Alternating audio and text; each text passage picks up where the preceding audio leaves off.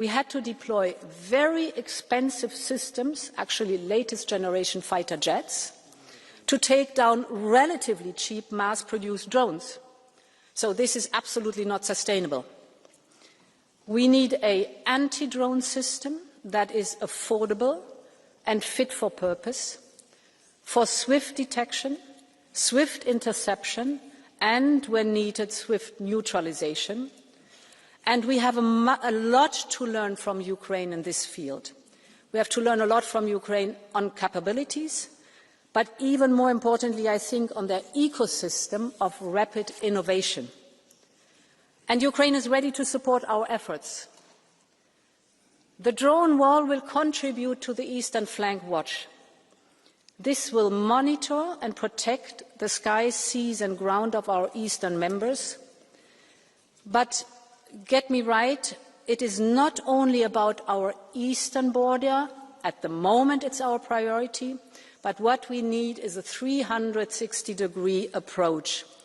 This anti-drone system will be a shield for our entire Union, including, of course, the southern flank. And it should be designed to address a wide spectrum of challenges, from responding to natural disasters, to tackling international organised crime, from monitoring weaponised migration, to controlling the Russian shadow fleet, and the list is long. Autonomous systems are at the centre of the 21st century security, and Europe must be at the cutting edge. Honourable members, the protection of our people, our skies and our infrastructure requires more than drones. It requires drones, but more than that. And this brings me to my second point, that is critical capabilities. We have already identified 9 critical capabilities, from air defence to cyber to electronic warfare. For each of these, we will form collective capability coalitions that are groups of member states committed to deliver together and fast. We have seen this lead nation model deliver before. Just think of the Czech initiative or of the Danish-led initiative to provide weapons and ammunition to Ukraine, very successful. There also one nation took the lead. Others joined in to place larger orders. Industry scaled up and prices went down. So we will now expand this across the board. This is fast, this is efficient, and most importantly of all, it is made in Europe. My third point, none of this is possible without a strong European defence industry. We need to be able to rely on our own industrial base, specifically in critical times. Today, as we all know, most investment goes outside the European Union. In other words, these are jobs outside Europe. This is absolutely not sustainable.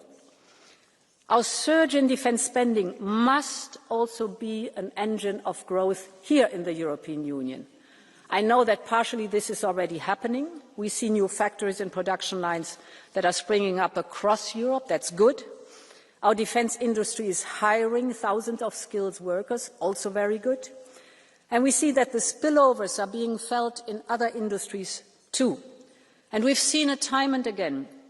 New technologies born in the defence sectors, bringing new applications for civilian industries, whether it is from cybersecurity tools to, for example, advanced materials for shipbuilding and aerospace. Our new defence investment can and it must contribute to Europe's competitiveness. It must be based in our Union, and that's why at least 65% of any project funded under SAFE must be here from the European Union. This is European money, and we want to see a return on investment of this European money in jobs here in Europe.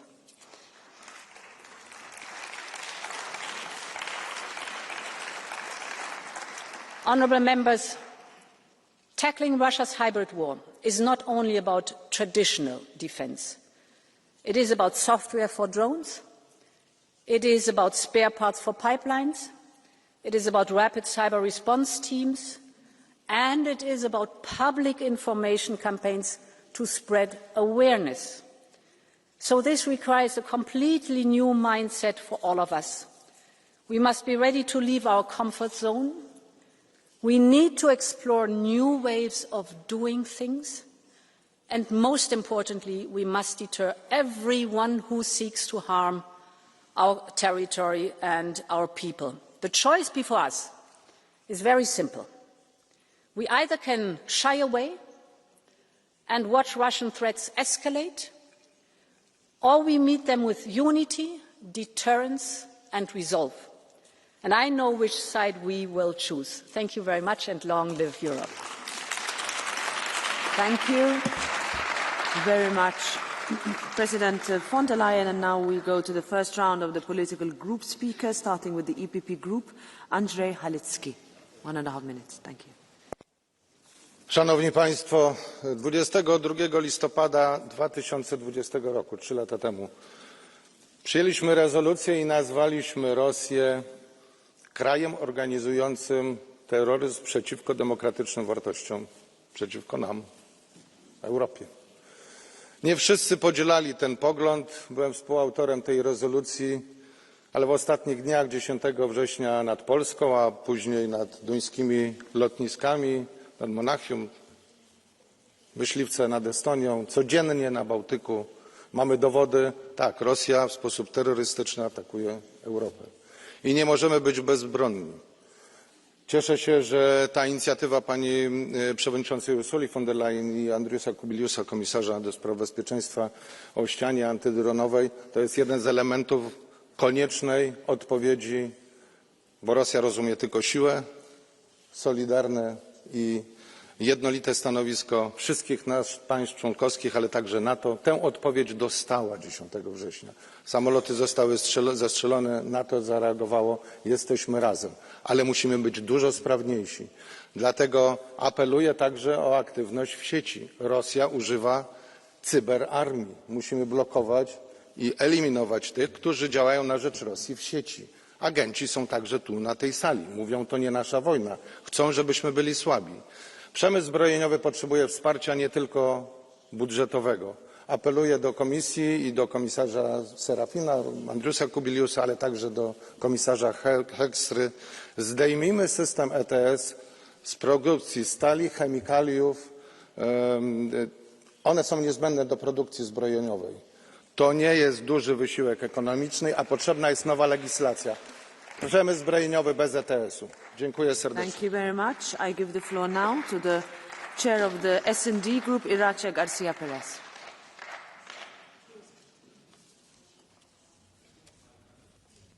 Gracias, presidenta. Quiero comenzar expresando toda nuestra solidaridad con Ucrania, que resiste desde hace más de 3 años la agresión rusa, y con todos los países europeos que han visto cómo el régimen de Putin ha violado su espacio aéreo, saboteado sus infraestructuras y puesto en riesgo la vida de sus ciudadanos. Cada dron ruso que sobrevuela nuestra Unión es una advertencia, y es que Putin no se detendrá. Hace mucho tiempo que lo dijimos, el apaciguamiento no funciona con los dictadores. No funcionó en el pasado y no funcionará ahora. Putin nunca quiso la paz.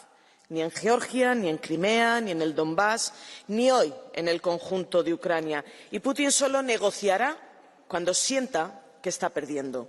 Y por eso debemos ayudar a Ucrania a ganar esta guerra. Señora von der Leyen, ha llegado el momento de presentar una propuesta para confiscar los 200.000 millones de euros de activos rusos congelados. Y el Consejo debe asumir su responsabilidad y autorizar a Ucrania a utilizar armas occidentales contra todos los objetivos militares desde donde Rusia lanza sus ataques, porque no hay tiempo que perder. Este es un momento decisivo y solo la Unión Europea puede garantizar la supervivencia de Ucrania. Y de la supervivencia de Ucrania depende también nuestra propia seguridad. Pero no basta con ayudar. La Unión Europea también debe fortalecerse. Necesitamos una industria europea de defensa capaz de actuar, un pilar europeo dentro de la OTAN, un sistema común de defensa aérea y antidrón y una mayor innovación, ciberseguridad y producción común. Putin desafía nuestra libertad, pero nuestra respuesta debe de ser más Europa, una Europa fuerte, unida y capaz de proteger su cielo, su tierra y su futuro. No temamos el ruido de los drones, respondamos con la fuerza de nuestra unión. Muchas gracias. Thank you very much. Now for the PFE Group, Pierre Romain, 3 minutes. Madame la Présidente, Monsieur le Commissaire, vous le savez, nous sommes fermement attachés à la souveraineté des États, au respect de l'intégrité territoriale et au caractère inviolable des frontières. C'est donc sans ambiguïté que nous dénonçons les violations de l'espace aérien des pays européens alliés commises par la Russie. Cette fermeté doit s'accompagner de lucidité et de proportionnalité. Les déclarations outrancières qui assimilent toute intrusion à un acte de guerre ou appellent à abattre n'importe quel objet volant sont contre-productives et masquent les vrais enjeux. Les outrances alimentent la propagande du régime russe, qui souhaite présenter les pays victimes des violations comme des pays responsables d'une escalade. Et les outrances installent un climat de peur qui gêne, bien plus qu'il ne facilite, la mise en œuvre des politiques militaires ambitieuses. Face aux violations de l'espace aérien sur le flanc Est, des procédures existent, pleinement maîtrisées par nos forces armées et notamment nos pilotes. Évitons donc toute manifestation de panique et toute forme de paranoïa castratrice. Nous ne sommes pas en guerre avec la Russie, et c'est heureux. Mais nous ne sommes pas en paix non plus. Ces catégories n'ont pas disparu, mais la guerre et la paix sont deux pôles extrêmes, entre lesquels existe une zone grise faite d'États intermédiaires, au sein de laquelle chacun cherche à imposer à l'autre sa volonté. C'est dans cette zone grise, cette paix-guerre, où nous nous trouvons avec la Russie, où toute incitation inutile à commettre l'irréparable est à proscrire, mais où il faut se garder d'être tétanisé par les menaces de guerre totale brandies par Moscou pour nous empêcher d'agir. Car ne nous y trompons pas, l'invasion militaire n'est pas la seule option dont dispose un État pour imposer sa volonté à d'autres. Lorsqu'on parle de guerre de nouvelle génération, on oublie bien souvent de rappeler que les maîtres de cette stratégie ne résident pas seulement dans quelques think tanks occidentaux, mais qu'ils existent en Russie, où a aussi été pensée une doctrine du contournement de la lutte armée pour atteindre des objectifs stratégiques, et dont l'Ukraine a été un terrain d'essai idéal dès avant 2014. Alors que faire? Dissuader grâce au rôle potentiel et au rôle actif de nos forces armées. Dissuader en faisant comprendre à l'adversaire potentiel que ses capacités de nuisance sont limitées, ce qui passe aussi par la cohésion interne de nos sociétés. Dissuader en tournant définitivement la page des 30 piteuses dernières années, où nous comptons d'avoir proclamé la fin de l'histoire, nous avons aussi annoncé la fin du territoire. Or, le territoire fait son grand retour, et avec lui la nécessité de le protéger, de le rendre robuste et résilient, pas seulement contre les groupes djihadistes, mais contre les opérations d'États contestataires ou hostiles. Dissuader, c'est empêcher de nuire, et c'est ce que nous devons être capables de produire en Europe à l'égard de la Russie. Ni élan va-t-en-guerre, ni muniquisme larmoyant, pour reprendre la formule du général de Gaulle, à propos de ceux qui voulaient céder aux pressions de Khrouchtchev. Dissuasion donc, car la guerre n'est pas souhaitable et car la paix n'est pas encore possible. Je vous remercie. Merci. Now for the ECR Group, Adam Bielan, 2 minutes. Szanowna Pani Przewodnicząca, Rosja podejmuje coraz bardziej wyrafinowane próby wywierania presji na kraje Zachodu. Ostatnie tygodnie pokazują dobitnie, że agresywna polityka Kremla nie zna granic, dosłownie i w przenośni. Naruszenia przestrzeni powietrznej Polski i innych państw Unii Europejskiej, sabotaż elementów infrastruktury krytycznej, w tym systemów energetycznych i telekomunikacyjnych, jak też celowe działania dezinformacyjne świadczą o całkowitym lekceważeniu prawa międzynarodowego. Jest to skrupulatnie zaplanowana strategia destabilizacji naszych krajów i zastraszania społeczeństw. Konsekwentny atak wymierzony w integralność i bezpieczeństwo całego wolnego świata. Atak wymagający stanowczej i zdecydowanej odpowiedzi. Każda próba naruszenia bezpieczeństwa musi się spotkać z natychmiastową, skoordynowaną reakcją państw Unii Europejskiej i NATO. Nie ma zgody na testowanie naszych granic, naszej cierpliwości i solidarności. Niejednokrotnie w naszej historii lekceważenie nawet drobnych incydentów prowadziło do wielkich tragedii. Polska i inne kraje Unii Europejskiej Państwa, które przez dekady doświadczały przemocy rosyjskiego imperializmu, doskonale rozumieją wagę odpowiedzi na prowokacje. Niestety, nie wszystkie państwa członkowskie prowadziły politykę w duchu właściwie pojmowanego interesu Europy. Tak zwany reset z Rosją, w rzeczywistości polegający na gospodarczym i politycznym uzależnieniu od Moskwy oraz sponsorowaniu antyeuropejskich przedsięwzięć jak Nord Stream, to kamienie milowe na drodze do wojny.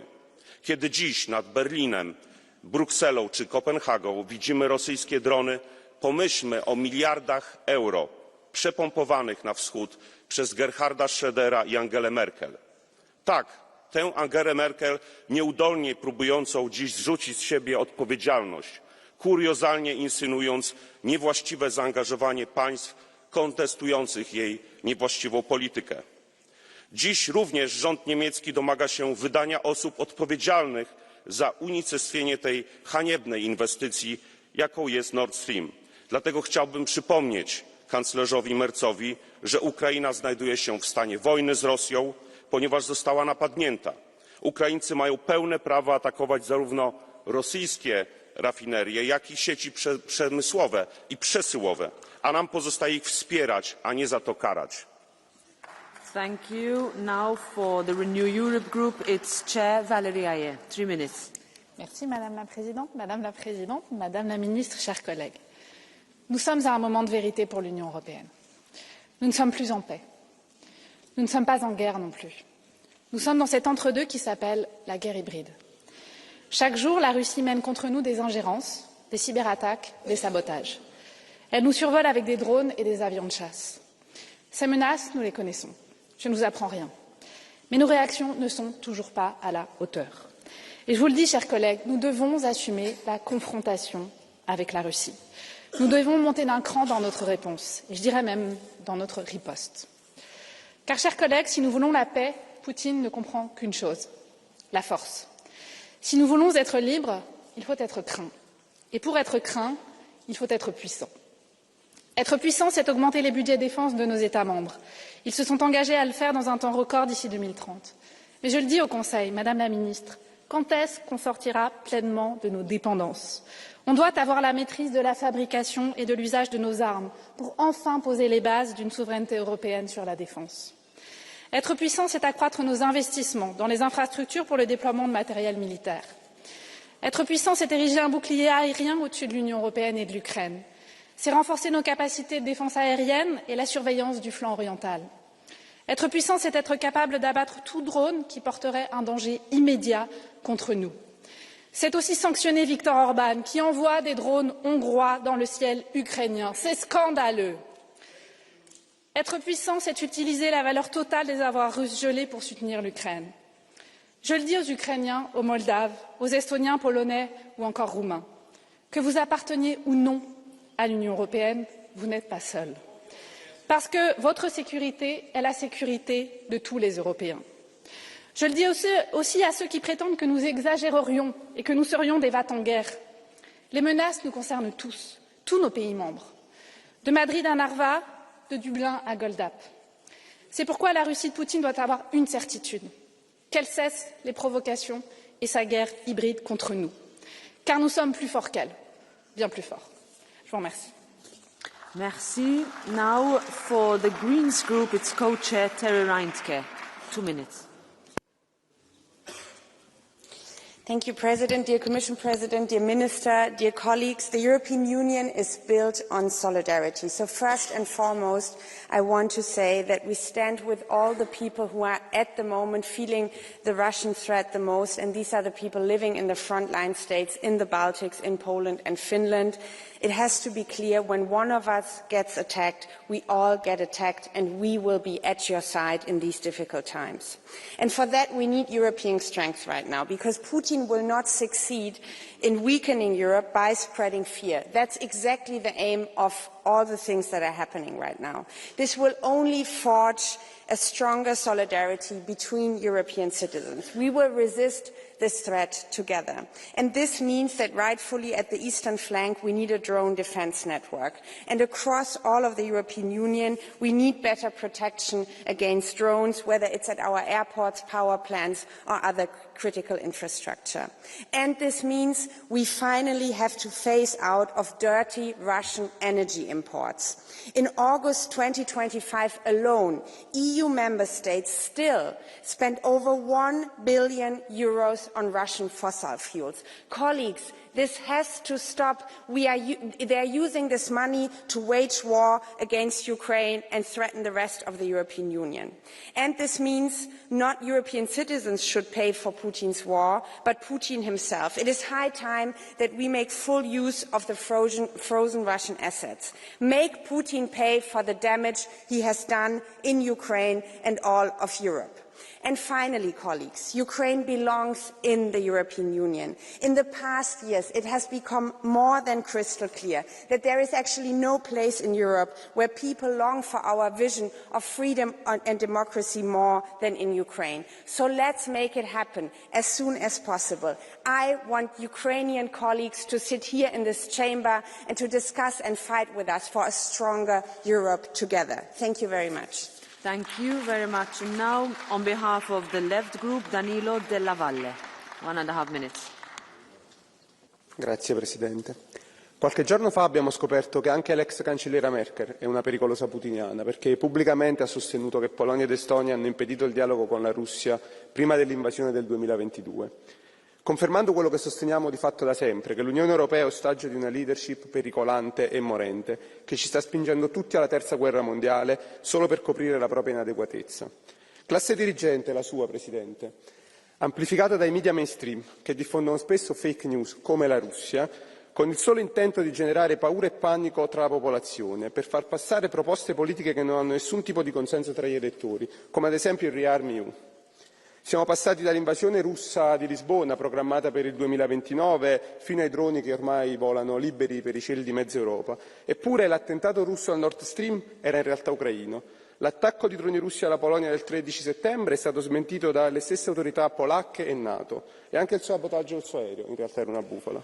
Come si dice in Italia, a pensar male spesso ci si indovina, e qui sembra davvero che qualcuno non veda l'ora di far nascere l'incidente, di portarci tutti in guerra e mandare al massacro migliaia di giovani in nome degli interessi di banchieri e lobbisti. Ma mandi i suoi figli in guerra, se ci tiene tanto. I cittadini europei non credono più alle politiche guerrafondaie, e non certo perché lo dice Putin, ma perché sono stanchi delle bugie, dell'austerità, di dover rinunciare a sanità, trasporti e a salari degni in cambio di missili e jet. Io lo so che per voi che avete un'impostazione colonialista e suprematista è difficile, ma i popoli europei hanno bisogno di pace e di costruire un mondo multipolare e non certo della guerra. Grazie. Grazie, onorevole Della Valle. Now Milan Urik, 1 minute. Ďakujem pekne. Kolegovia, zase tu máme ďalšiu diskusiu o vojne, o strachu, o zbraniach a o vojenských výdavkoch. Pani Leyenová, uvedomujete si však, prosím vás, aké ťažké je pre ľudí zabezpečiť si dnes bývanie, zaplatiť všetky tie účty? Aké ťažké je pre mladých ľudí získať hypotéku, aby si mohli zabezpečiť 4 steny, ktoré musia splácať potom celý život? A Európska únia tieto problémy prakticky vôbec nerieši, a ak áno, tak len pre nejaké marginalizované skupiny. A namiesto toho tu neustále dookola počúvame o tom, ako treba vyčleniť stovky miliárd eur na vojenské výdavky na zbrane. Počúvame tu diskusie o vyvolávaní strachu, ktoré majú podobne ako za covidu obhájiť tie 100 miliardové výdavky na bruselské kšefty. Pani Leyenová, ja vám poviem možno pre vás novinku, ale Európania neočakávajú a nechcú od Bruselu rakety a náboje, ale mier, prosperitu a hospodársku spoluprácu. Thank you. Now I give the floor to Esteban González Pons, 1.5 minutes. Señora presidenta, pasé el 27 de septiembre en Kiev bajo uno de los bombardeos rusos mayores de este año. 600 drones y 50 misiles. Y entendí que la guerra de Ucrania para Putin es solo el ensayo para su guerra en Europa. El escudo antidrones envía un mensaje de unidad muy claro, pero seamos conscientes de que un dron se construye y gobierna desde cualquier parte, también desde detrás del muro, desde el interior de nuestras propias ciudades. Mientras nosotros hablamos de los millones que invertiremos en proyectos plurianuales de defensa, en los campos de batalla de Ucrania, los pequeños drones dominan el frente. Ni siquiera los carros de combate se les resisten. En Ucrania, los ratones hacen huir a los elefantes, pero nosotros seguimos pensando en elefantes. Si Putin nos ataca, no lo hará con un misil, sino con un dron sin bandera, casi indetectable, con autonomía suficiente para salvar largas distancias y explotar en cualquier punto estratégico, y estará diseñado no por una gran compañía, sino por un grupo pequeño de estudiantes. Nosotros lo llamamos guerra híbrida, pero para Putin es pura y simplemente guerra. No busca ganar territorio, sino influencia. No quiere reconstruir la URSS, sino el Pacto de Varsovia. En el mundo de Putin, la guerra abierta sustituye a la disuasión, y si nosotros no le mostramos que estamos dispuestos a responder, si no le demostramos que estamos preparados para darle una respuesta, no seremos capaces de disuadirle. Thank you for your commitment in that sense, Madam President. Thank you very much. Now, Yannis Maniatis, 1.5 minutes.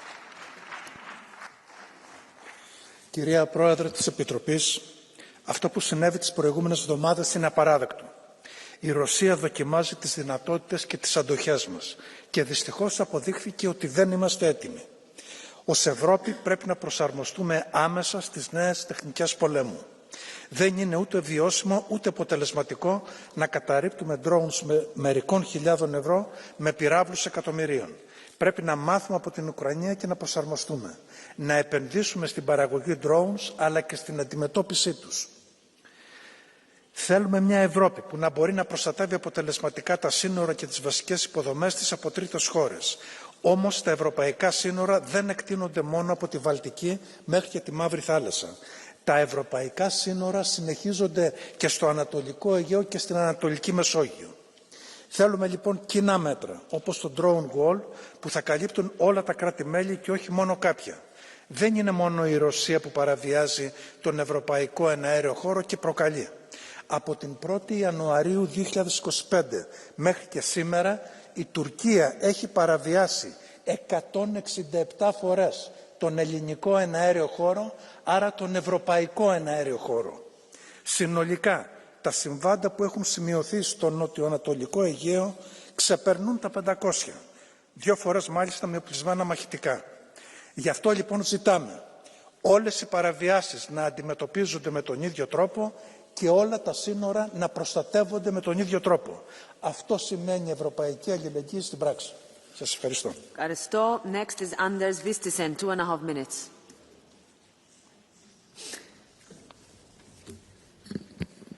I går måtte Danmarks statsminister Mette Frederiksen på dansk tv erkende, at hun ikke havde gjort nok for at forberede Danmark mod hybridtruslen.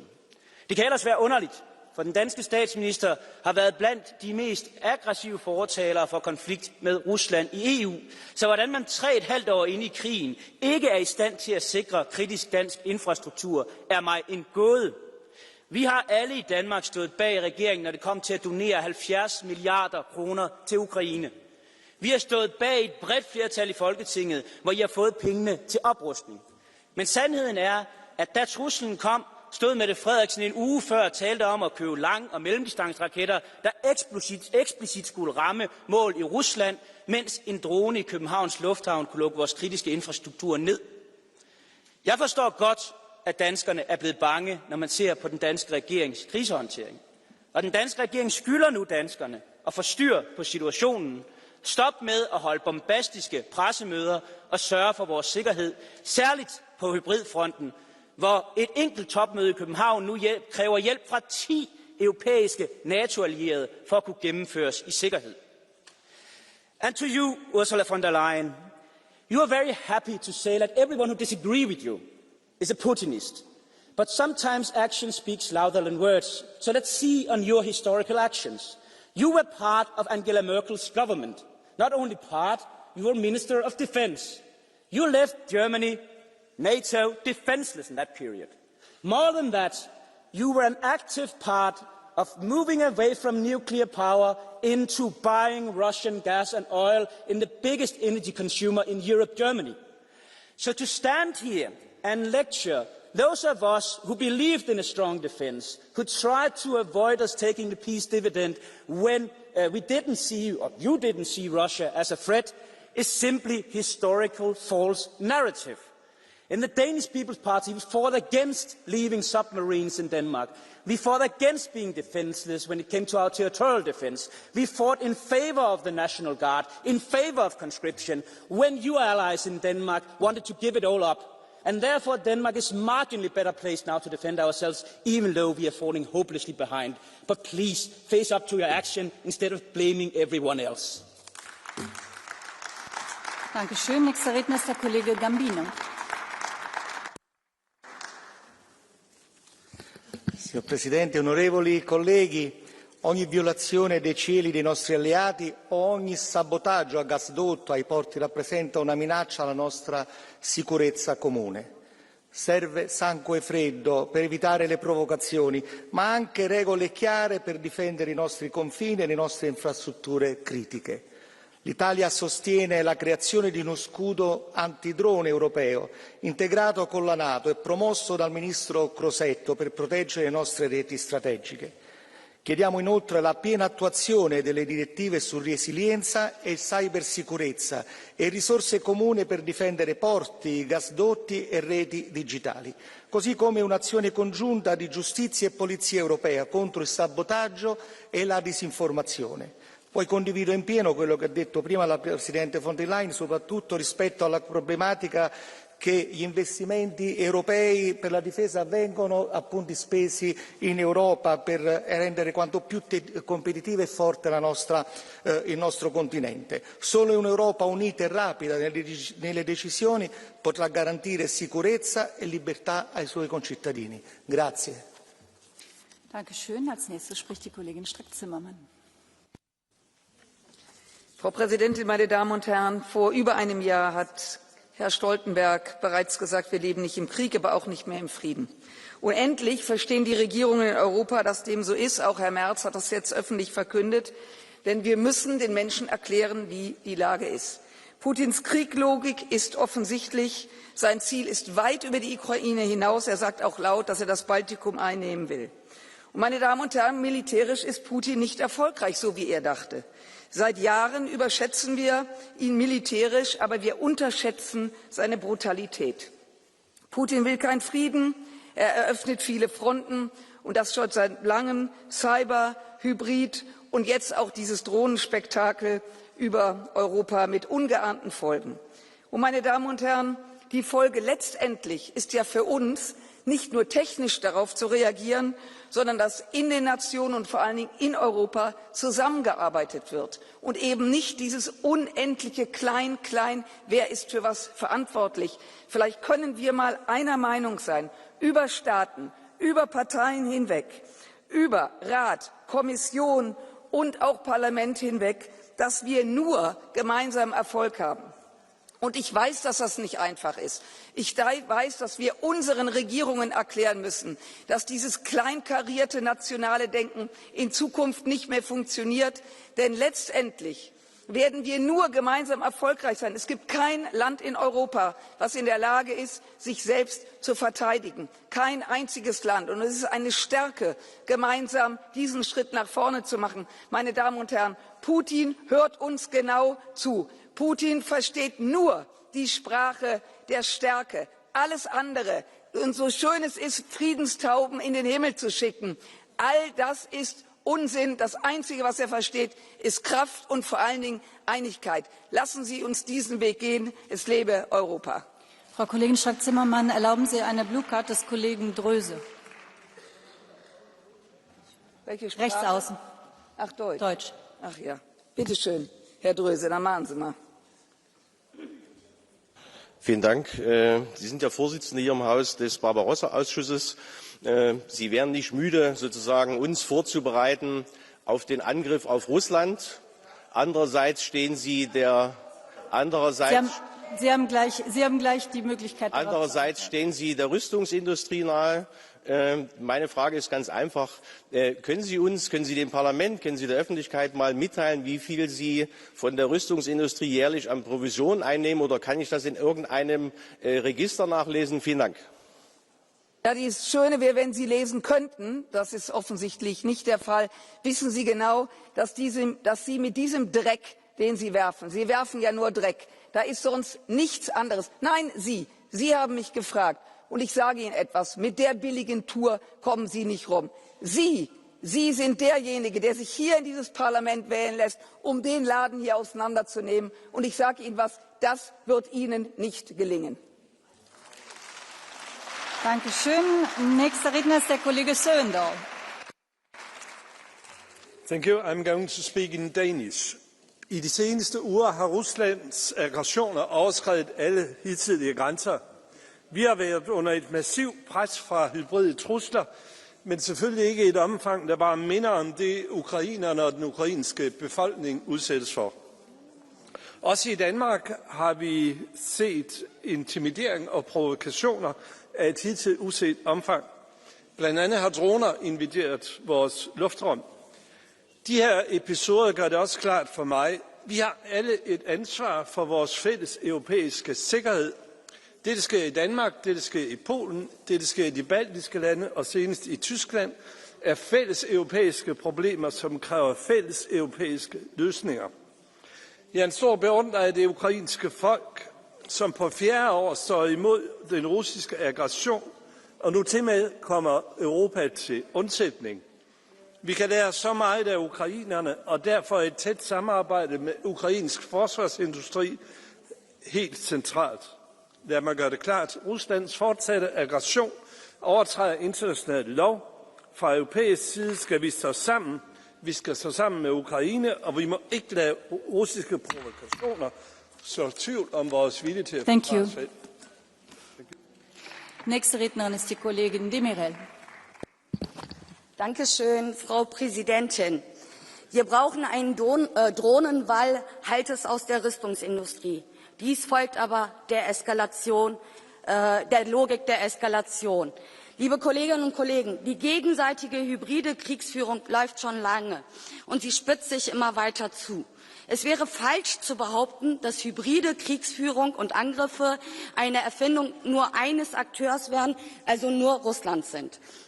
Auch die EU greift immer wieder zu solchen Mitteln. Regime-Change-Diskurse, Sabotage, verdeckte Militäreinsätze, direkte oder indirekte Einflussnahme auf Entwicklungen in anderen Ländern. Das gehört zum Standardrepertoire aller Großmächte, allen voran der NATO-Staaten. Missverstehen Sie mich bitte nicht.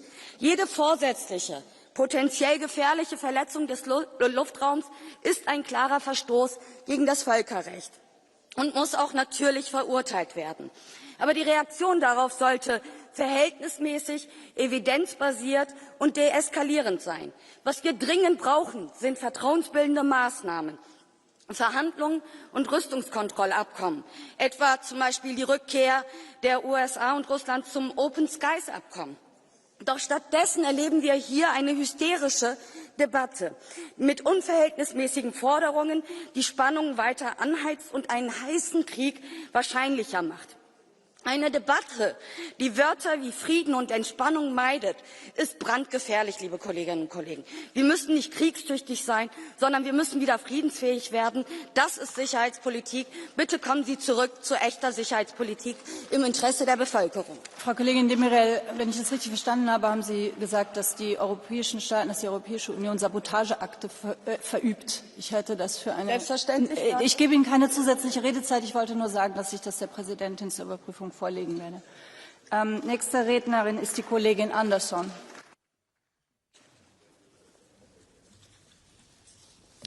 Ja, vielen Dank. Sehr schade, dass Frau von der Leyen jetzt kurz bevor ich ans Podium trete, das Plenum verlassen hat. Vielleicht hatte sie Angst vor mir, ich weiß es nicht. Aber nichtsdestotrotz, wenn das Flugzeug der Kommissionspräsidentin das GPS-Signal verliert, dann ruft Brüssel natürlich sofort, es war Russland, noch bevor irgendwelche Daten überhaupt vorlagen. Heute hört man nichts mehr davon. Warum? Ja, es war nicht Russland. Dann war es wohl eine glatte Lüge, was die Kommissionspräsidentin hier auf Stapel gelassen hat, wie so oft. Nord Stream 2 wird gesprengt, schwerste Sabotageakt Europas. Von der Kommissionspräsidentin nicht ein Sterbenswörtchen. Tja, es war wohl nicht Russland. Also keine Untersuchung, keine Erklärung, nichts. gar nichts. Ja, Russland greift Europa an mit Cyberangriffen, Propaganda und dergleichen. Und das muss auch beantwortet werden. Aber gerade jetzt, wo wir glaubwürdige Institutionen bräuchten, inszeniert sich diese Kommission in einem billigen Schmierentheater. Sie schürt Angst, schlägt falschen Alarm, verspielt das wenige Vertrauen, was möglicherweise noch vorhanden ist. Diese Kommission ist alles, aber sie ist nicht glaubwürdig. Ihr Rücktritt längst überfällig.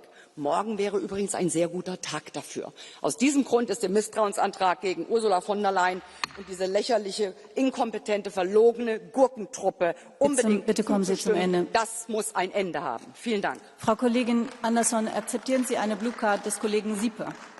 Gerne. Bitte schön, 841. Frau Kollegin, ich bin ein bisschen verwirrt, weil Sie kommen ja von der Fraktion Europa der souveränen Nationen und Sie plädieren ja immer dafür, dass sich die EU nicht in die Zuständigkeiten der Mitgliedstaaten einmischt. Aber jetzt sagen Sie, dass die EU-Kommission zu einer möglichen Straftat auf deutschem Boden bzw. auf deutschem Meeresboden Stellung nehmen soll und sich in ein laufendes Strafverfahren in Deutschland einmischen soll. Also abseits davon, dass wer auch immer das getan hat, uns damit einen Gefallen getan hat. Wie passt das bei Ihnen zusammen? Das würde ich gern verstehen. Danke. Ja, der Punkt ist ganz einfach. Die EU-Kommission mischt sich in alles ein. Und da, wo es vielleicht mal vonnöten gewesen wäre, da herrscht Schweigen im Walde. Und im Übrigen kann ich nur sagen, der politische Tod dieser EU-Kommission ist zwingende Voraussetzung für Frieden, Freiheit und Sicherheit in Europa. Und daran sollte sich Ursula von der Leyen messen lassen. Tut sie bedauerlicherweise nicht, umso schlimmer. Aber diese Frau muss endlich weg. Vielen Dank. Der nächste Redner ist nun der Kollege von der Schulenburg. Frau Präsidentin, vielen Dank. Was hat uns die dänische Präsidentschaft bisher gebracht? Wir sind versunken in einer überzogenen Kriegshysterie, verhärtete Feindbilder, einen tiefen Russlandhass und in fragwürdige Geschichtsbilder. Was wollen wir denn damit erreichen? Das ist doch keine Politik. Wollen wir einen Krieg mit Russland? Wollen wir wirklich riskieren, dass die Ukraine völlig zerstört wird? Und wollen wir riskieren, dass dieser Krieg sich auf Europa ausweiten wird, also dass wir uns auch in einem Krieg befinden?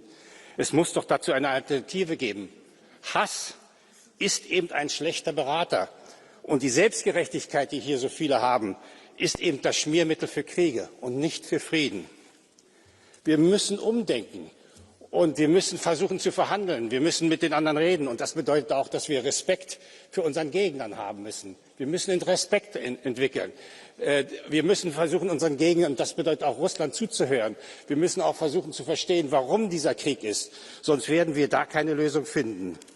Deswegen ist mein Aufruf an dieses Parlament: Lassen Sie sich nicht von der Kriegshysterie einfangen. Versuchen Sie, und das ist die Aufgabe aller Parlamentarier, endlich für eine friedliche Lösung zu sorgen. Vielen Dank. Herr Kollege von der Schulenburg, akzeptieren Sie eine Blue Card des Kollegen Sinkiewicz? Ja, eine Frage. Bitte schön. Kollege Sinkiewicz. Yes, thank you very much. You spoke about diplomacy. So first it was occupation of Crimea, then it was Luhansk and Donetsk, then Putin invaded the whole of Ukraine. Now he is flying drones over Copenhagen, Brussels, drones over Poland. When is the end of that diplomacy? Trump rolled out the red carpet for him in Alaska. US troops on their knees were rolling out that carpet. Diplomacy doesn't work with Putin. When you and your colleagues will realize that? I forgot your name. You know, I worked for 34 years for the UN in war countries. And these countries in the end had always negotiated.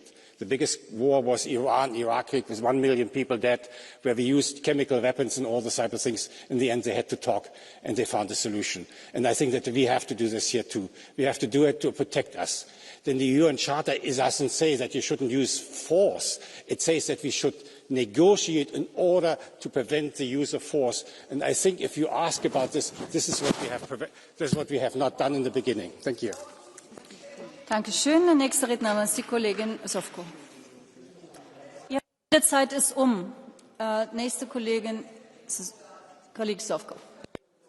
For God's sake, I mean, I think we should first manage these speaking times here in order to manage everything in the geopolitical order.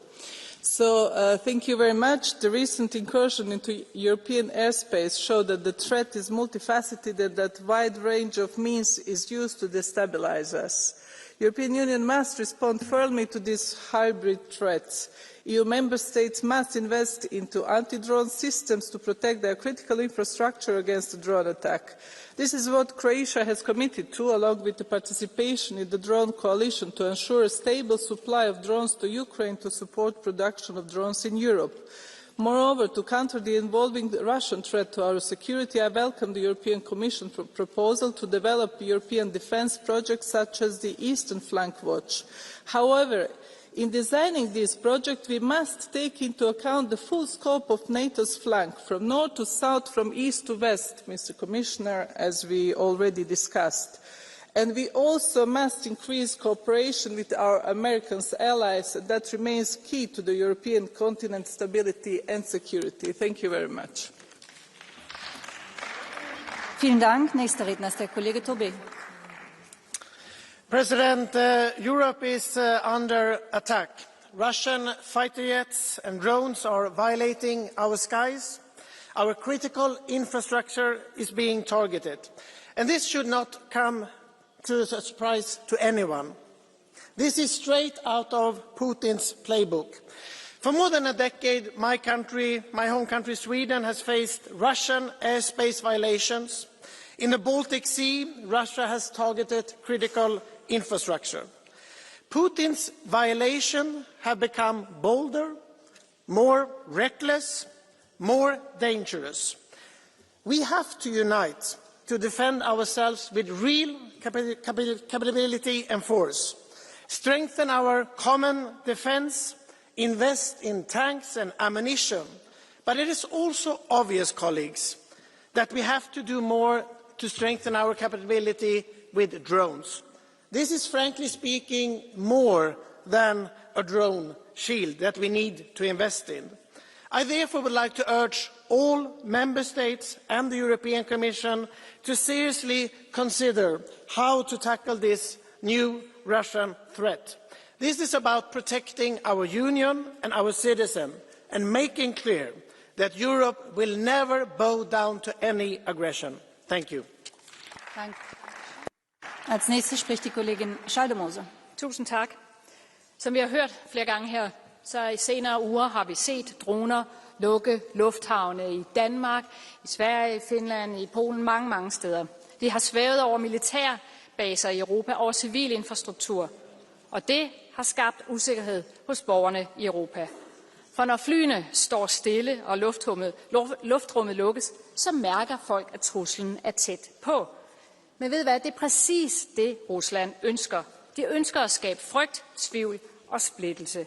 Vores svar skal være det modsatte. Vi skal skabe tryghed og sammenhold. Intet medlemsland kan stå alene over for de her hybride angreb. Når et luftrum rammes, så bliver hele Europa ramt. Og derfor er det EU's opgave at handle og agere. Jeg bakker fuldt op om EU-kommissionen og rådets arbejde med en dronemur. Et fælles skjold, der er vigtigt. Vi skal gøre alt, hvad vi kan for at beskytte hinanden. Vi skal tage ansvar, men først og fremmest skal vi stå sammen. Vi skal ikke gå Putins ærne. Vi har brug for at stå sammen, og det gør vi ved at investere i fællesskab i Europa. Tak. Kollegin Schaldemose, there is a blue card from Mr. Storm. Do you accept that? Please, 211. You have to press the button, please. 211 microphone. 211, yes. Yes. Det virker, ikke? Tak for talen, Christel. Du siger, at det er vigtigt, at vi står sammen i Europa. Det kan man selvfølgelig ikke være uenig med dig i, og der skal handles nu. Nu er mit spørgsmål så, du repræsenterer jo den danske regering, i hvert fald det samme parti, som den danske regering gør, og vores statsminister Mette Frederiksen.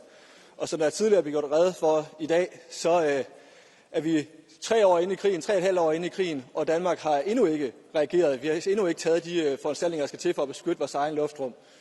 Hvordan vil du arbejde for, at vi i Europa og EU kan arbejde bare en lille smule hurtigere, end dit parti har vist, at de er i stand til at gøre hjemme i Danmark? Jeg tror, at det er tydeligt for enhver, at krigen har udviklet sig over tid. Først var det Ukraine, der blev ramt, og vi har brugt i Danmark utrolig mange midler til at støtte Ukraine, fordi de er jo faktisk vores værn og vores sikkerhed. Derfor har vi brug for det. Og så har vi så nu på det seneste, ikke kun i Danmark, men i store dele af Europa, set, at dronerne kommer ind. Og derfor er der brug for, at vi bliver bedre til at håndtere det. Men tag ikke fejl, for jeg tror, at i det øjeblik, at vi har fået styr på droneforsvaret i Europa, så går russerne videre til noget andet. Så går det til vores energiinfrastruktur, så går det til vores IT-systemer osv. Vi er i en hybridkrig. Vi bliver nødt til at følge med. Det koster mange penge, og vi har brug for at skynde os. Men hver gang vi får lukket et hul, så tror jeg, at de finder et andet. Så vi skal stå sammen, og det er det, der er svaret. Tak. Dankeschön. Nächster Redner ist der Kollege Laszlo.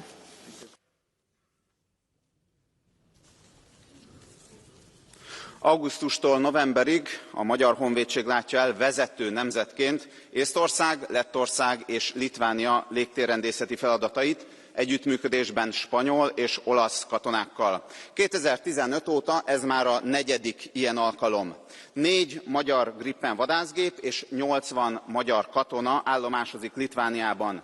Már 11 éles riasztásra kellett válaszolniuk. Innen is köszönjük a kecskeméti MH Vitéz Szentgyörgyi Dezső 101. repülődandár munkáját. Köszönjük a veszprémi MH légiműveleti vezetési és irányítási központ munkáját.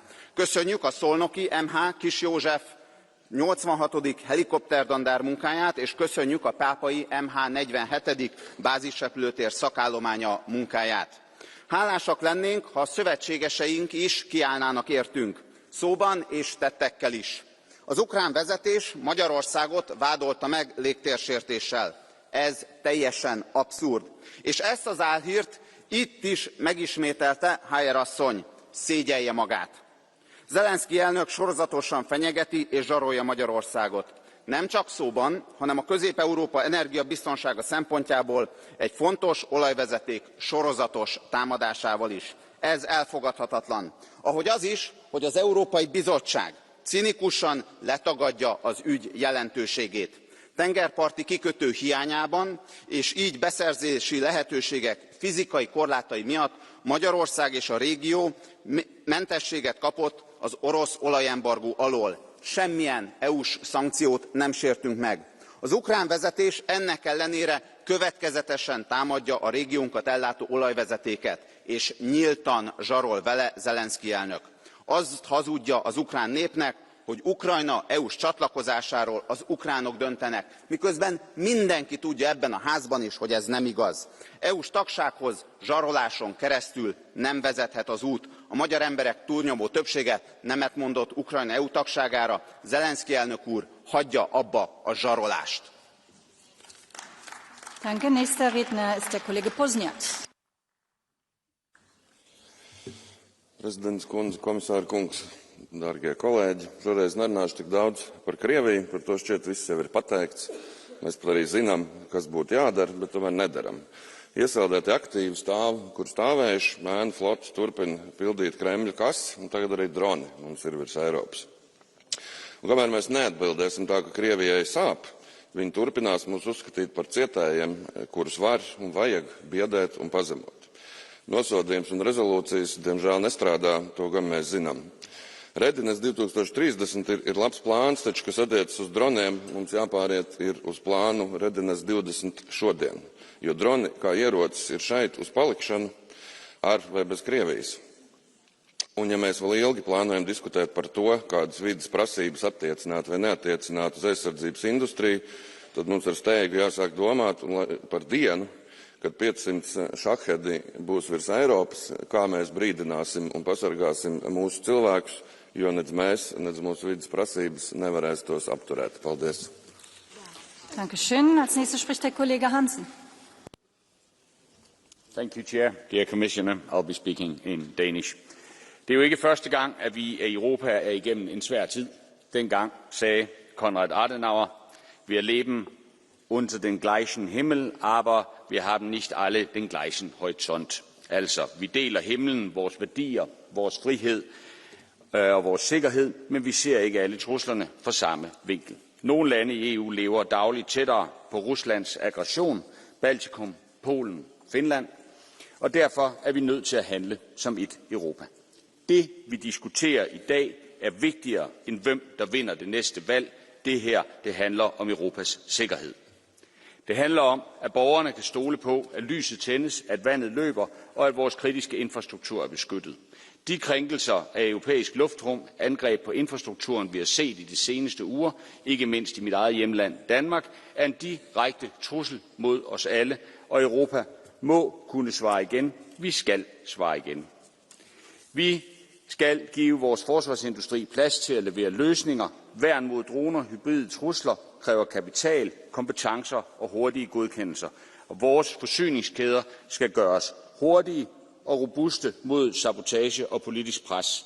Og indtil vi har opbygget nye værn, skal vi bruge de eksisterende militære midler på at øge patruljeringen og nedskyde udefrakommende droner. Vi må og vi skal vise styrke i den nuværende situation. Og vi må integrere Ukraines forsvarsvirksomheder i den europæiske forsvarsøkonomi, ikke som et nødlager, men som en strategisk styrkelse af vores fælles sikkerhed. Lad det være et klart budskab til Rusland. EU står stærkt og samlet, og vi vil med al vores styrke forsvare vores frihed, vores demokrati og vores fælles værdier. På vegne af den danske delegation, tak for ordet. Dear colleague Hansen, do you accept the blue card by colleague Ronsa? Yes, of course. Micro 274, please. I will speak in Polish. Please take the chance. Okay. Headphones, please.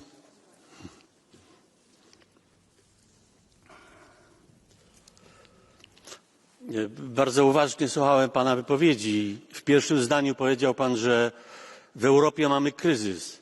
Dlaczego pan tak zaczął swoją wypowiedź? Skąd się wziął ten kryzys? Kto jest odpowiedzialny za ten kryzys? Czy widzi pan jakąś rolę Angeli Merkel, dyplomacji niemieckiej w obłaskawianiu Putina?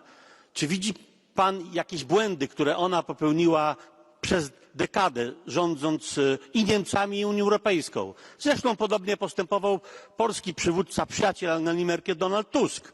Czy pan widzi jakąś rolę i błędy dyplomacji z tych krajów, z Niemiec i z Polski? Dziękuję bardzo. Thank you. 30 seconds for the reply. Jeg tror, alle har haft en opfattelse af, at Rusland var et andet sted, end Rusland i virkeligheden var. Det er jo derfor, at vi er nødt til at samles, og det er jo derfor, vi er nødt til at svare igen med den hårdeste konsekvens muligt, fordi man skal ikke tro Europa. Europa er et værn, som beskytter os alle sammen, og det skal vi holde fast i. Dankeschön. Nächster Redner ist der Kollege Negrescu.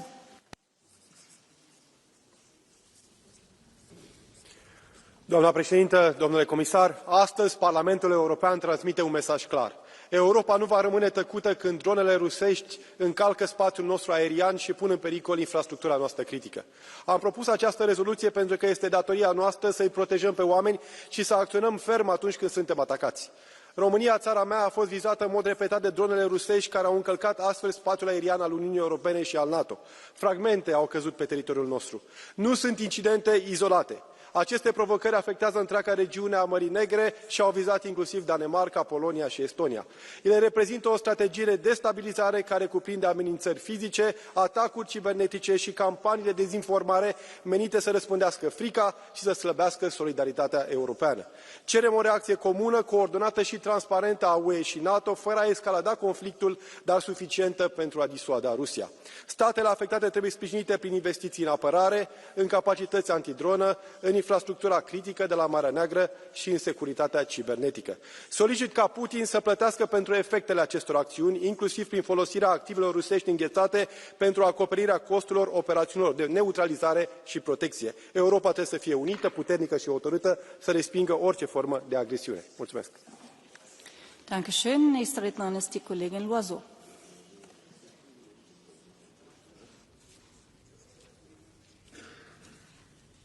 Mes chers collègues, l'Europe n'est plus seulement menacée aujourd'hui, elle est provoquée.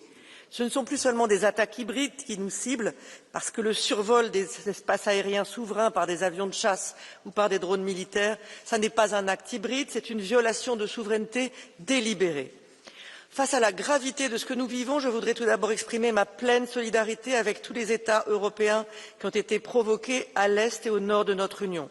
Nous sommes une Union parce que nous sommes solidaires, ne l'oublions pas. N'oublions pas non plus que nos populations sont inquiètes. Face à la confusion que la Russie essaye de semer, nous devons parler clairement et agir en conséquence. À quoi joue la Russie? C'est assez simple, mais il faut le marteler. Elle nous provoque pour essayer de nous intimider et pour détourner notre attention de l'Ukraine, qu'elle piétine et où elle piétine. En violant nos espaces aériens, Moscou gonfle ses muscles et essaye de se faire passer pour plus fort qu'il ne l'est. C'est sa faiblesse qu'il faut voir en face. Mes chers collègues, je voudrais aussi vous faire part d'une certaine perplexité. Face aux provocations russes, notre réaction collective manque sérieusement de clarté. L'OTAN a beaucoup de mal à désigner la Russie et à dénoncer le caractère intentionnel des violations de nos espaces aériens. Si, comme nous le pensons tous, Vladimir Poutine nous teste, ce n'est pas une très bonne manière de réussir ce test. Nous avons beaucoup de mal aussi à nous protéger de ces incursions d'avions et de drones. 3 ans après l'invasion de l'Ukraine, et en dépit de nos appels pressants à nous préparer, nous ne sommes donc pas prêts. La Commission nous parle aujourd'hui d'un mur de drones, le Conseil fait la moue. Que fait-on? Quand? Comment? Combien de temps allons-nous ressembler à des lapins pris dans les phares d'une voiture? Je voudrais terminer en vous disant ma conviction. Le meilleur moyen de nous protéger, de protéger nos populations contre la menace russe, nous le connaissons, c'est aider l'Ukraine à gagner la guerre et à affaiblir la Russie. Le meilleur moyen de répondre à un survol de drones, c'est financer plus de soutien militaire à Kiev. Le meilleur moyen de protéger notre ciel demain, c'est de protéger le ciel ukrainien aujourd'hui. Nous savons ce que nous avons à faire. Nous ne devons céder ni à la provocation, ni à l'intimidation, ni à la paralysie. Dankeschön.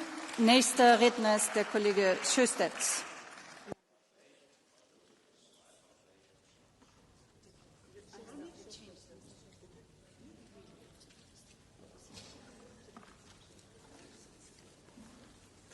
Tack så mycket, fru talman. Vi vet inte med säkerhet var alla drönarna över våra flygplatser kommer ifrån.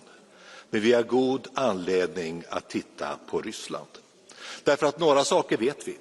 Vi vet att Ryssland systematiskt stör ut GPS-systemet över Östersjön till fara för sjöfart och flyg. Vi vet att fartyg från ryska hamnar har förstört kablar med avgörande infrastruktur i Östersjön. Vi vet att cyberattacker mot våra myndigheter kommer ifrån Ryssland. Vi vet att de kränker finskt och estniskt luftrum. Vi vet att deras drönare skjuts ner över Polen. Det här är handlingar av aggression och de måste avvisas med bestämdhet. De tror kanske att de kan skrämma oss. De tror kanske att vi ska minska stödet till Ukraina. De har fel. Jag skulle vilja avsluta med att citera Tom Petty and the Heartbreakers. We won't back down. Dankeschön. Nächste Rednerin ist die Kollegin Ribaijine. Gracias, presidenta. Las incursiones rusas en el espacio aéreo de Polonia, Rumanía, Estonia, Dinamarca son un nuevo llamado de atención para la Unión Europea. Estas incursiones no son aisladas. Hay sabotajes, ciberataques y campañas de desinformación que son parte de una estrategia híbrida que no solo amenaza las fronteras físicas, quieren poner a prueba a Europa como un proyecto político y democrático. Y su objetivo es explorar nuestras debilidades, las de nuestras infraestructuras claves y las de nuestras instituciones democráticas, y poner de manifiesto que, lastimosamente, todavía no estamos suficientemente preparados. Pero el riesgo es actuar únicamente desde la urgencia y con medidas dispersas. Frente a estas amenazas, ninguna respuesta exclusivamente militar será suficiente. Europa necesita algo más que armas. Necesita visión común, más integración política y la convicción de proteger los valores que la definen. Defender a Europa no solo es proteger su cielo, sino también defender con uñas y dientes el proyecto político y democrático común. Muchas gracias. Dankeschön. Als nächstes spricht der Kollege Novakov. Thank you, Chair. Dear Commissioner, colleagues, I think the fairy tale is over. The world we built and lived in after 1989 is over. It's not the same, and it won't be the same again. We tore down the Berlin Wall in order to escape from the Iron Curtain. Today, we have to build a new wall, a drone wall, to keep the Iron Curtain away. Those of us who are born and raised east of Eden can sense this very well because we lived in this. I think this is not a war, a battle for territories or for resources. Those drone attacks are a battle for a way of life, a battle between two civilizations and two cultures, one of which is not recognizing the human life as the highest possible value. This is why we have to defend ourselves, and the gap between our perception and the reality should disappear.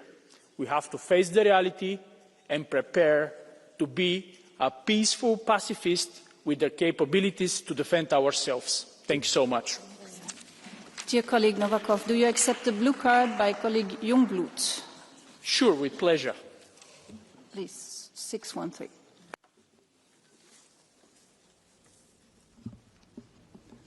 Ja, sehr geehrter Kollege, ich möchte Sie erst mal korrigieren. Es waren nicht irgendwelche Europäer, die die Berliner Mauer runtergerissen haben, sondern es waren die Deutschen, die das getan haben.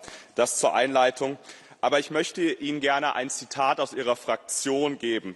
Ich zitiere, ich weiß nicht, ob es die Ukrainer waren, die Nord Stream gesprengt haben, aber selbst wenn sie es waren, ist es aus meiner Sicht ein legitimes Ziel. Sie und Ihre Fraktion sagen, es ist ein Zitat Ihres Kollegen Gahler übrigens, Ihre Fraktion sagt ja auch, wir brauchen Milliarden, um einer angeblichen Bedrohung Russlands zu entgehen. Und auf der anderen Seite sind es Personen wie Herr Gahler, die ja tatsächliche Angriffe auf unsere Infrastruktur gutheißen. Also ist es die Position der EPP, dass solche Angriffe der Ukraine gutgeheißen werden?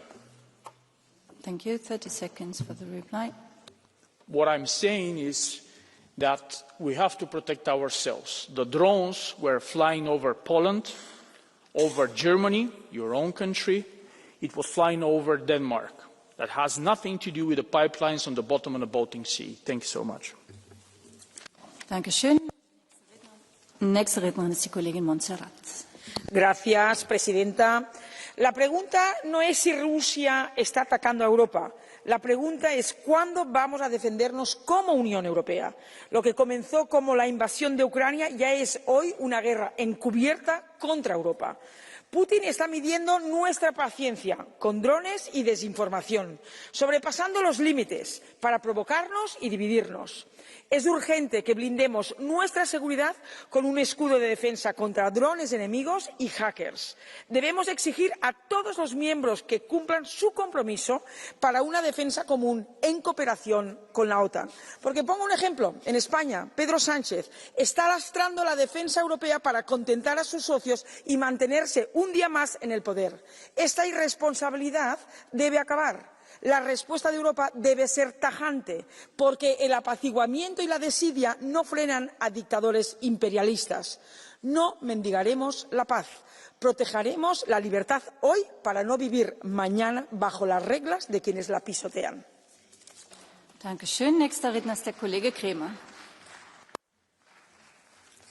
Dear colleagues, Russian fighter jets are violating NATO airspace. Putin's shadow fleet is sabotaging undersea cables. Cyber attacks are shutting down our airports, armies of disinformation bots are interfering in our elections, and swarms of drones are spying on our forces and paralysing our infrastructure. Colleagues, especially those on the far left and the far right, what more do you need to call this the reality that it is, that Putin is conducting a large-scale hybrid war against our citizens, and that it is ours and your responsibility to protect our citizens? And we know that Putin will continue to escalate as long as he thinks that we are weak, divided and ready to be scared. So let's prove him wrong. Let's keep our cool and show our resolve. Let's build a drone wall and secure our skies. But let's also invest in the resilience of our economies and of our societies so that we don't go into panic mode every time Putin tries to provoke us. And let's be smart about our response by striking Putin where it hurts. That is his bank account. So now is exactly the right time to use the Russian frozen assets to support Ukraine and to show the schoolyard bully that while we do not want to escalate, we do have the means to protect freedom and security and our citizens in Europe. Thank you. Kollege Krimmer, akzeptieren Sie eine Blue Card des Kollegen Mulacic? Mulacic. 590, please. Szanowny panie pośle, w związku z Just wait a second, please. Yeah? Szanowny panie pośle, w związku z europejskim nakazem aresztowania, jaki wydał Trybunał w Karlsruhe wobec obywatela Ukrainy przebywającego w Polsce, podejrzewanego o wysadzenie Nord Stream, gazociągu, który budowała Rosja i Niemcy. Mam pytanie, czy uważa pan, że ściganie osoby, która jest podejrzewana o wysadzenie tego gazociągu jest działaniem właściwym niemieckiego wymiaru sprawiedliwości? Jeśli ten Ukrainiec wysadził rzeczywiście Nord Stream, to był to projekt imperialny, który służył współpracy niemiecko-rosyjskiej i był przeciwko Ukrainie i Europie Centralnej, zwłaszcza Polsce i krajom bałtyckim. Czy nie uważa pan, że nie jest to właściwe postępowanie rządu Niemiec? Dziękuję. Thank you. I think we got your point. 30 seconds for the reply. It's very clear that the Nord Stream project was a mistake, and it's good that we don't have it anymore. But at the same time, I believe in the rule of law. And this is our difference between us and Putin. I trust our courts to persecute and pursue any sort of crime. And the difference is Putin does not, and Radio Moscow over there does not care about the rule of law. And that makes the difference between Europe, Russia and the far right. Thank you. Dankeschön. Nächster Redner ist der Kollege Leonardelli. Merci Madame la Présidente, Madame von der Leyen, chers collègues. Les récentes intrusions de drones russes dans l'espace européen doivent nous alerter, mais pas nous précipiter dans une logique d'escalade. Pendant que Bruxelles s'agite et rêve d'une Europe de la défense, elle est incapable de protéger nos frontières et d'empêcher plus de 380 000 entrées illégales en une seule année. Mon pays, la France, sait que la paix se construit par la raison, le dialogue et l'indépendance. Aujourd'hui, l'Union européenne est devenue un jouet dont les grandes puissances mondiales s'amusent. Un pantin qui s'agite sans direction, sans stratégie, sans profondeur. La vraie autonomie stratégique ne se décrète pas à Bruxelles, elle se forge à Paris, à Rome, à Budapest, à Vienne, à Helsinki, dans le respect de la souveraineté des nations libres. Madame von der Leyen, nous ne voulons pas de la guerre et nous refusons d'être entraînés dans un engrenage dangereux, car ce ne sont pas les commissaires européens ni les technocrates de Bruxelles qui iront sur le front, ce sont les peuples, les petites gens, nos enfants et ceux de nos villages qui paieront de leur sang les conséquences de vos décisions. Notre devoir n'est pas de les exposer à l'irréparable, mais de les protéger et de préserver la paix. Cela doit être notre seule boussole. Merci. Dear colleague, do you accept a... Cher collègue, acceptez-vous une blue card de la collègue Boss? Décidément, c'est la... 251, please. Thank you very much. I just want one simple question to you, or perhaps two. Are you the one who we should expect to call Putin? And who on earth is actually blocking the unanimity of this place? That is Orban. It is your party's participant who is blocking that we cannot stand together. How are you going to solve that? Who are you also going to call Orban? Madame, l'ensemble des dirigeants européens et du monde doivent se mettre autour de la table pour justement rentrer dans la désescalade et empêcher la guerre. Car ce ne sont pas toutes les personnes assises sur ces bancs dans des salons feutrés qui iront sur le terrain prendre des balles. Ce sont nos enfants, les enfants de France, d'Italie, de toute l'Europe, qui iront justement sur le terrain et prendre des balles dans le buffet que vous serez incapables de prendre. Donc oui, nous devons tout faire pour préserver la paix et surtout rentrer dans une désescalade. I'm sorry, we can only give blue cards as long as you put them up during the speech. We're not doing blue cards on blue cards. So the next Redner ist der Kollege Madison. jah, aitäh, head kolleegid. Esiteks, ma tõesti ei usu, et siin saalis meie ühtsus või mitteühtsus midagi otsustab, mis puudutab Euroopa julgeolekut. See ikkagi otsustatakse Euroopa riikide valitsustes ja parlamentides. Teiseks, möödunud nädalal väga paljud meie kolleegid saatsid ka Euroopa Komisjonile muideks kirja, mis puudutab just nimelt neid piiririkkumisi, droonirünnakuid või droonide kohustamisi. Allakirjutajaid oli väga erinevatest gruppidest, ka Renewst, Rohelistest, EPPst, ECRist. Ja seal me pakkusime ka konkreetseid lahendusi välja loomulikult, et meil tuleb investeerida kaitsevõimesse, õhutõrjesse ja alati on küsimus see, et kus see raha võetakse. Meie ettepanek Euroopa Komisjonile loomulikult oli see, et kui meil on valida julgeoleku ja ellujäämise ja näiteks rohepöörde vahel, siis ilmselgelt miljardid rohepöördes kaitsevõimesse, kohe kirjutame alla ja oleme rõõmuga nõus. Aga samal ajal realistlikult öeldes minul isiklikult ei ole mingit usku sellesse, et nüüd Euroopa ühiselt tegutseb, Euroopa ühiselt kaitseb meie julgeolekut. Samal ajal me oleme suurim importija Vene gaasile, maksame miljardeid. Samal ajal ma saan täiesti inimlikult aru ka Lõuna-Euroopa riikidest, Lääne-Euroopa riikidest, kelle jaoks julgeolek ei olegi niivõrd muret tekitav, nagu on Eestile või Soomele või Poolale.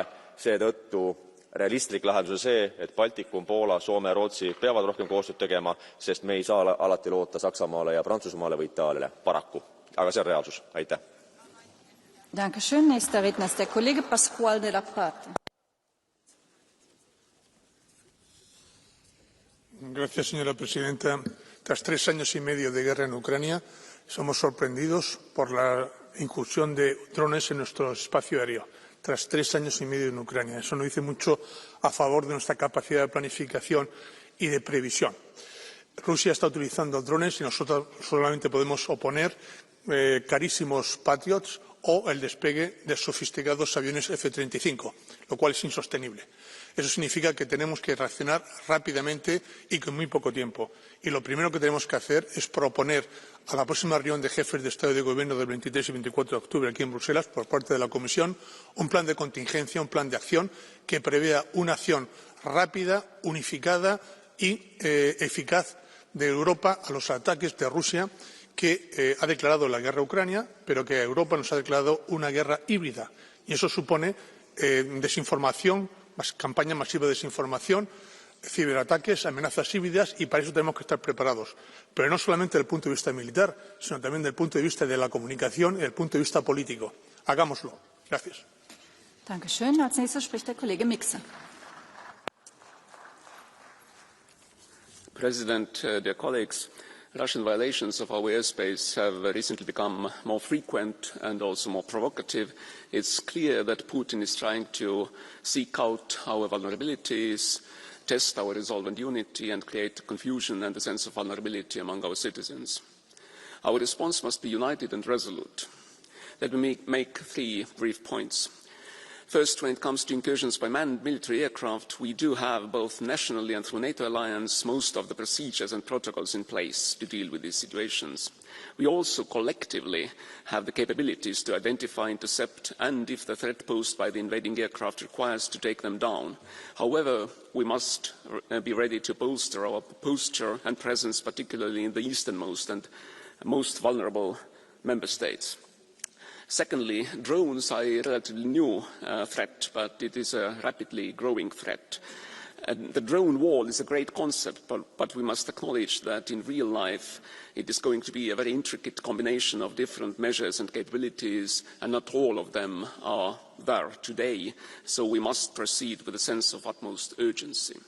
And finally, Russia is doing what it's doing in large part to distract us from standing with Ukraine and providing all the support Ukraine needs to fight off Russia's criminal war of aggression. We must not be distracted. Indeed, we must increase our support to Ukraine and make sure it prevails in its just fight against the aggressor. Thank you. Very lively and good debate. I just want to say we have 16 Catch the Eyes. I will close the Catch the Eye now, and I can only allow 1 blue card per member, otherwise we will never get to an end. So next speaker is colleague van Lanschot. How many Russian drones did it take to shut down European skies? About 5. How many drones are over Ukraine? About 500. Every night. If we face that, we're not prepared at all. Ukraine learned the hard way how to defend itself against drones, and they understand. You should not shoot down a cheap drone with a €1 million missile. Their technology is cutting edge, and Ukrainian instructors are in the EU right now training European soldiers. Putin exploits our weakness and depletes our air defense on his terms. We've let a war criminal drag us into a boxing match and made him the referee. But if we stop being afraid to act, we can respond on our terms.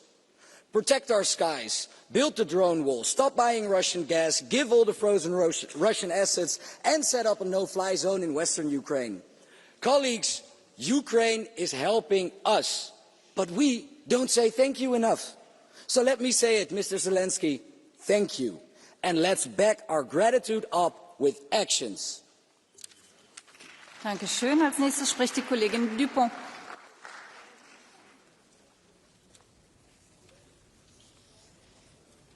Vielen Dank, Frau Präsidentin, Herr Kommissar. Dieses Mal Drohnen, letztes Mal Kabel, davor waren es über Nacht verschobene Grenzbojen. Das russische Playbook ist immer das Gleiche. Für jedes Land der EU ist etwas dabei, für jeden Teil der Gesellschaft eine Botschaft. Das Ziel: Unruhe, Sorge, Untergraben unserer Resilienz, Spaltung schaffen. Uns muss deswegen klar sein, Angst ist immer ein Indikator für das, was uns wichtig ist. Aber es ist niemals ein guter Ratgeber. Deswegen Schultern gerade machen, put the money where the mouth is. Endlich Verteidigung, Krisenvorsorge und innere Sicherheit konsequent zusammendenken, Verfahren straffen, Beschleunigung vereinfachen, Informationsaustausch und Kooperation zwischen den Sicherheitsbehörden verstärken, unsere Bevölkerung mitnehmen und ich sage gleichzeitig aber auch die Mitgliedstaaten mitnehmen. Polen, Estland, Lettland, Litauen, Schweden, Finnland hatten und haben Recht. Wir haben einen gemeinsamen Gegner, wir brauchen eine gemeinsame Antwort. Genau dafür haben wir mal die Verträge geschaffen. Sicherheit am Anfang voreinander, heute Sicherheit füreinander. Dafür ist die Beistandsklausel ausgelegt, nicht für gutes Wetter, das ist viel zu einfach, sondern genau für diese Zeit jetzt. Solidarität beweist sich bei schlechtem Wetter. Das ist das, was zählt. Vielen Dank. Dankeschön. Es spricht nun der Kollege Neuhoff.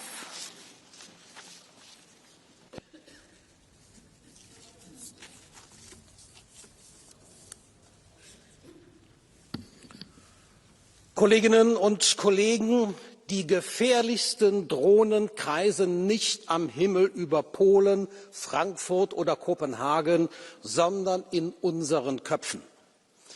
Der hier vorgelegte Aufruf der schwarz-grünen Glaubenskrieger zur gemeinsamen Reaktion, zum heiligen Kampf gegen Russland ist dafür das erschreckendste Beispiel. Was sie uns zumuten, ist ein Sammelsurium aus unbewiesenen Behauptungen und wilden Spekulationen.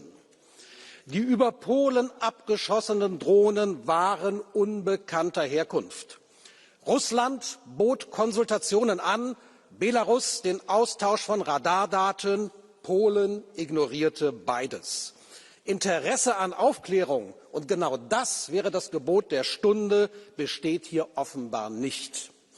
Kolleginnen und Kollegen, die französische Luftwaffe hat bei den Olympischen Spielen letztes Jahr durchschnittlich 6 Drohnen pro Tag im Raum Paris vom Himmel geholt. Warum bitte holt man die Drohnen nicht auch in Frankfurt und München herunter? Fürchtet man vielleicht das Untersuchungsergebnis? Geht es in Wahrheit vielleicht darum, den Bevölkerungen der EU-Staaten Angst zu machen? Geht es darum, die notorische Uneinigkeit der EU-Staaten zu überwinden durch ein sorgsam gepflegtes Feindbild? Geht es darum, Zustimmung zu organisieren für die gewaltigen Aufrüstungspläne der EU, Herr Kubilius? Meine Damen und Herren, für Luftraumverletzungen gibt es eingeführte internationale Standards und Prozeduren. Und selbstverständlich müssen Drohnen unbekannter Herkunft über kritischer Infrastruktur abgeschossen werden. Abgeschossen werden müssen aber vor allem die Drohnen in den Köpfen der verrückt gewordenen EU-Eliten. Man muss am Ende dankbar sein, dass dieses Parlament keine operativen Befehle erteilen kann, denn sonst wären wir längst im Dritten Weltkrieg. Ich sage noch einmal, ich kann leider keine Blue Cards für Personen geben, die schon eine hatten, weil wir noch so viel Catch the Eyes nachher haben. Nächster Redner ist der Kollege Sinkiewicz. Szanowni Państwo, od lat Rosja prowadzi działania wobec Zachodu, które nie przypominają tradycyjnej wojny. Zamiast czołgów i bomb używa sabotażu, dezinformacji, prowokacji. Podczas kiedy my się zastanawiamy, czy Putin kiedyś uderzy w państwa Unii, on to już robi, tylko w inny sposób. Wojna hybrydowa polega na przesuwaniu granic tego, co uważamy za dopuszczalne, krok po kroku. Jeśli nie powiemy dość, przeciwnik osiągnie swoje cele bez jednego wystrzału, siejąc chaos i strach.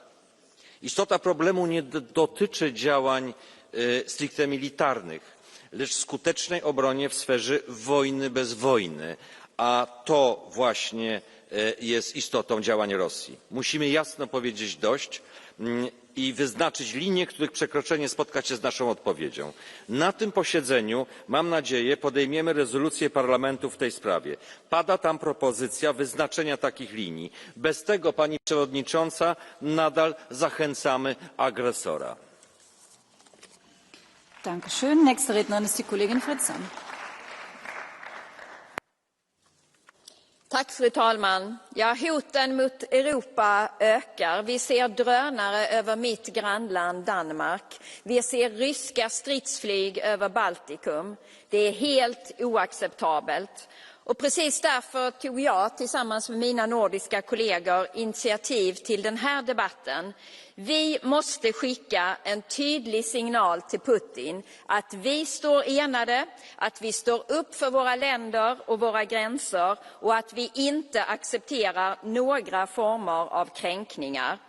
För Sverige, mitt land, är drönarhoten också på riktigt.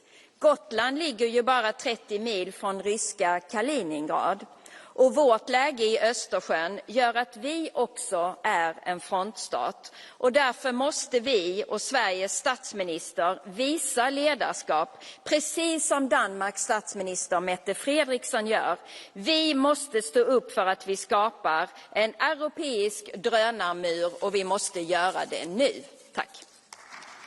Dankeschön. Als nächstes spricht die Kollegin Furet.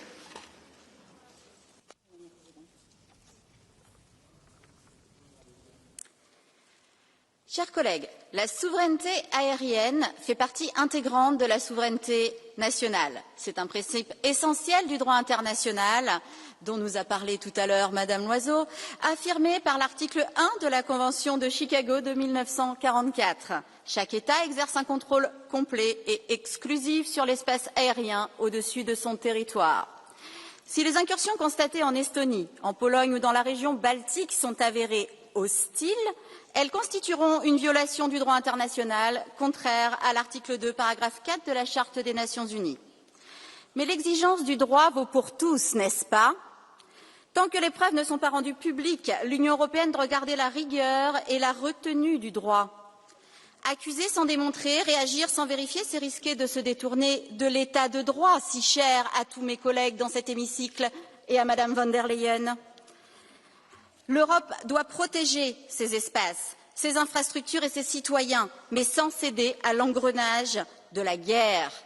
L'Europe doit protéger et c'est notre responsabilité. Ce n'est pas d'enflammer le monde, mais de le stabiliser.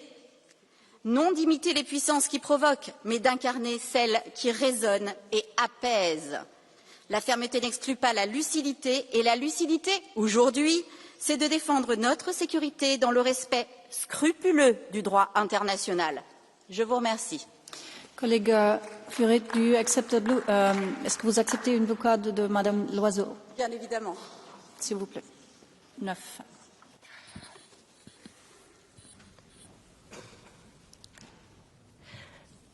Madame Furet, votre parti politique a un privilège, c'est celui d'avoir depuis longtemps des relations privilégiées avec les autorités russes. De nombreux déplacements, de nombreuses relations financières fait que vous avez leur numéro de téléphone. Alors si vous pensez que l'apaisement est utile, apaisement qui est un drôle de mot si on connaît un peu son histoire, je vous engage à appeler les autorités russes et à leur demander de cesser les provocations continues contre nos pays, qu'il s'agisse de cyberattaques, de sabotage, de survol d'avions de chasse russes Que faut-il vous ôter des yeux pour que vous voyez ce que c'est que cette guerre hybride et cette zone grise, et que vous acceptiez enfin, vous qui vous dites patriotes, de protéger les Européens? Merci. 30 secondes pour la réponse. Madame Loiseau, je ne sais que dire face à vos diffamations et au côté pathétique de vos accusations. Vous êtes bien consciente que personne chez nous n'a de numéro d'un politicien russe. Et c'est du redit. Donc écoutez, par ailleurs, votre parti, il me semble, a longtemps été un enfant caché de l'URSS. Donc s'il vous plaît, ne soyez pas dans la politique politicienne et gardez le niveau du débat, madame. Pour votre âge et pour votre responsabilité, je trouve ça très décevant.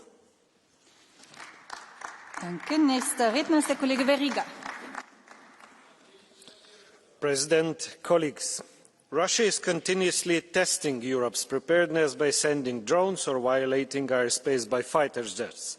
And what do Russia see? That we are trying to fight back ineffectively by very expensive air defence systems. Only now we start to talk about building drone defence systems. This is far too late and we have to rush. When attempts to destroy critical infrastructure in the Baltic Sea started, there was fear to react. The tension of Shadow Fleet tanker finally demonstrated that the EU countries react not only by words. Now we have Russian fighters violating EU and NATO airspace. There are examples of the NATO members who demonstrated that they take it seriously. This time might come to EU countries also. What needs to be done today? If the airspace will become unsafe, this will become not just a matter of security, but also will seriously affect the economy. Defence would be cheaper. Stay consistent with sanctions against Russia and finally stop financing Russia's war machine. And last but not least, to provide needed financial and other support to eastern border countries for the development of airspace defence systems. Thank you. Dankeschön. Als nächstes spricht der Kollege Terras. Thank you, Madam Vice President. Dear colleagues, there is no doubt that Russia is already waging war against Europe. The measures that they use to test us are all part of the Russian toolbox. We have witnessed an increasing number of airspace violations by Russian drones and military aircraft recently. The way Russia is testing and mapping our response is a clear signal that they are calculating the option of military aggression against the whole of Europe. Today, Europe still lacks a sense of urgency. The fact that this is an existential threat is not understood completely all over Europe. It is our paramount task to demonstrate unity, resilience, strong resolve and more military capabilities. To achieve this, we must invest more in defence and boost the defence industrial capacity. Thank you. Dankeschön. Nächster Redner ist der Kollege Bellerin-Carlin.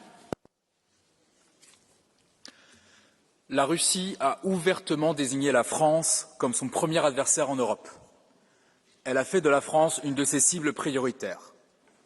Ces mots, ne riez pas, ces mots ont été prononcés par le général Burkhardt, le chef d'état-major des armées françaises, le 11 juillet dernier. Depuis des années, en effet, la Russie cherche à affaiblir la France. Elle finance des partis extrémistes, elle s'attaque aux intérêts français, elle mène une guerre informationnelle, comme l'illustre le charnier de Gossi. Au-delà de la France, c'est l'Union européenne que Vladimir Poutine veut détruire. Si ces drones violent aujourd'hui notre espace aérien, c'est pour nous tester. Face à la menace russe, nous, Européens, nous devons faire bloc. Mais comment le faire lorsqu'ici, dans ce Parlement, des agents pro-russes participent au débat? Pour leur résister, nous devons agir. Que ce soit dans les domaines de la défense, la diplomatie, l'énergie, notre honneur, notre responsabilité, c'est d'avancer ensemble au sein d'une coalition pro-européenne, la seule capable de préserver notre liberté. Dankeschön. Entschuldigung, pardon. There's a blue card by le collègue Mariani. Oui. Je voudrais simplement faire remarquer à notre collègue que France Info, qui n'est pas une radio d'extrême droite, a clairement dit dans sa revue Le vrai du faux que personne en Russie n'avait dit cette phrase que Monsieur le général chef d'état-major a répétée. Donc si vous avez la source de cette phrase imaginaire, je suis preneur et vous pourrez la communiquer aux journalistes de la radio nationale qui pourtant ne partagent pas nos idées. S'il vous plaît. Merci Monsieur Mariani de démontrer à l'instant mon propos sur les agents pro-russes au sein de ce Parlement. La phrase est celle du général Burkhardt, chef d'état-major des armées, et en tant qu'ancien militaire moi-même, laissez-moi terminer, en tant qu'ancien militaire moi-même, je sais ce que nous devons à l'honneur de nos soldats, et je suis désolé que vous vous attaquiez aujourd'hui à un des plus grands généraux qu'on ait eu dans l'histoire récente de notre pays. Dankeschön. Nächster Redner ist der Kollege Stakis. Dear colleagues, Russia is collapsing. Over 1 million soldiers dead or wounded.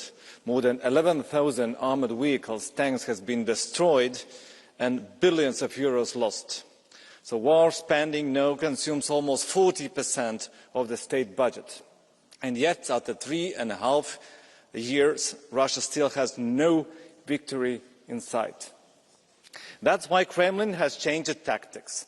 Unable to win on the battlefield, it now seeks to divide and intimidate Europe by financing corrupt politicians, spreading disinformation and striking our infrastructure to test our readiness.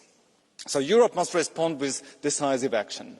Frozen Russian assets to support Ukraine, providing long-range weapons capable of striking deep inside enemy territory, apply Ukraine's drone war experience and rebuild our defence industries. Above all, we must discard peacetime thinking. This is how we will secure the victory. Thank you very much. Our next speaker is Merja Kyllönen. Thank you, Madam Chair. Dear colleagues, recent Russian violations of EU member states' airspace and critical infra are not isolated incidents. They are deliberate acts testing our unity, our resilience and our credibility. Each drone incursion, each cyber attack, each interference attempt carries a clear message: to divide, to intimidate and to erode trust in the European project and our support to Ukraine. Our response must be equally clear and united. Europe cannot afford hesitation or fragmentation. We must strengthen our collective defence, deepen intelligence cooperation and ensure that hybrid attacks are met with real consequences, not just statements. At the same time, unity means more than deterrence. It means solidarity, political, technological and moral. Protecting airspace or energy grids is not only a matter of national security, but a shared European sovereignty. The credibility of our deterrence depends not on the strength of any single nation, but on the certainty that attack on one is an attack on all. So let us respond not with fear, but with resolve. Thank you. The next speaker is Lukas Sieper. Ich werde auf Deutsch sprechen. Liebe Menschen Europas, die Abgeordneten der AfD rufen nach meinen Reden hier gerne: Der kleine Mann hat gesprochen. Ich finde das amüsant, denn genau den behaupten Sie ja immer zu vertreten, während Sie in Wahrheit Verrat an ihm üben. Sie üben Verrat, weil Ihre Abgeordneten, wie Kollege Biströn, sich mutmaßlich von Russland bestechen lassen. Sie üben Verrat durch das Verbreiten von Fake News. Denn von allem, was auf dem Spiel steht, ist der Verlust einer objektiven Realität, so befürchte ich, womöglich die allergrößte Gefahr. Und Sie üben Verrat durch Ihre Hetze gegen die Schwachen. Denn das ist nur die bloße, primitive Doktrin, dass Macht gleich Recht ist. Ich sage es einmal ganz deutlich: Die Politik der AfD ist Verrat am deutschen Volk. Die Politik der ESN ist Verrat an den Völkern Europas. Der kleine Mann hat gesprochen. Die nächste Rednerin, the next speaker, is Sandra Kalniete. Kolēģi, komisāra kungs, Baltijas jūras reģionā strauji pieaug Krievijas hibrīdu uzbrukumu skaits jūrā, gaisā un uz zemes. Krievija pārbauda mūsu reakciju, izlūko un mēģina izraisīt bailes sabiedrībā, lai mazinātos atbalsts Ukrainai. Mums ir jārada tādas gaisa aizsardzības spējas, kas Krieviju atturētu no drona desanta lidināšanas Eiropas gaisa telpā. Mums ir jāmācās no Ukrainas, kur ir attīstījusi tehnoloģijas, un katru nakti veiksmīgi notriec Krievijas dronu simtus. Eiropas valstu kopīgais uzdevums ir ātri apgūt Ukrainā gūtās mācības, testēt, ražot, inovēt un ātri integrēt gaisa aizsardzībā gan uzbrukuma aizsardzības un pārtvērē dronus, gan elektronisko karadarbību ar pozicionēšanas sistēmām un citām kritiskām spējām. Eiropas neatliekamais uzdevums ir kopīgi veidot un finansēt dronu sienu, jo Eiropas Savienības austrumu robeža ir robeža ar Krieviju. Tai jābūt drošai. Thank you. The next speaker is Thijs Ruijten. Thank you, President. Testing us must not be a consequence-free exercise. Russia's hybrid war is not only probing our defenses, it's also testing our political resolve. And we cannot assume any incursion is accidental. Russia wants us to doubt its intentions. Hybrid war happens because of a deterrence gap. Capabilities mean little without the will to deliver consequences. Putin respects only strength, not diplomacy. And we need clear red lines, credible consequences and preventive measures. And yes, Council, it includes also action on full fossil fuel ban on the assets now. But there's more. Binding travel restrictions for so-called Russian diplomats, no free movement, mandatory notification for all travel, real interdiction of the Russian shadow fleet, full synergy with Ukraine's defence industry, integrating them into a strong and efficient European defence against drones.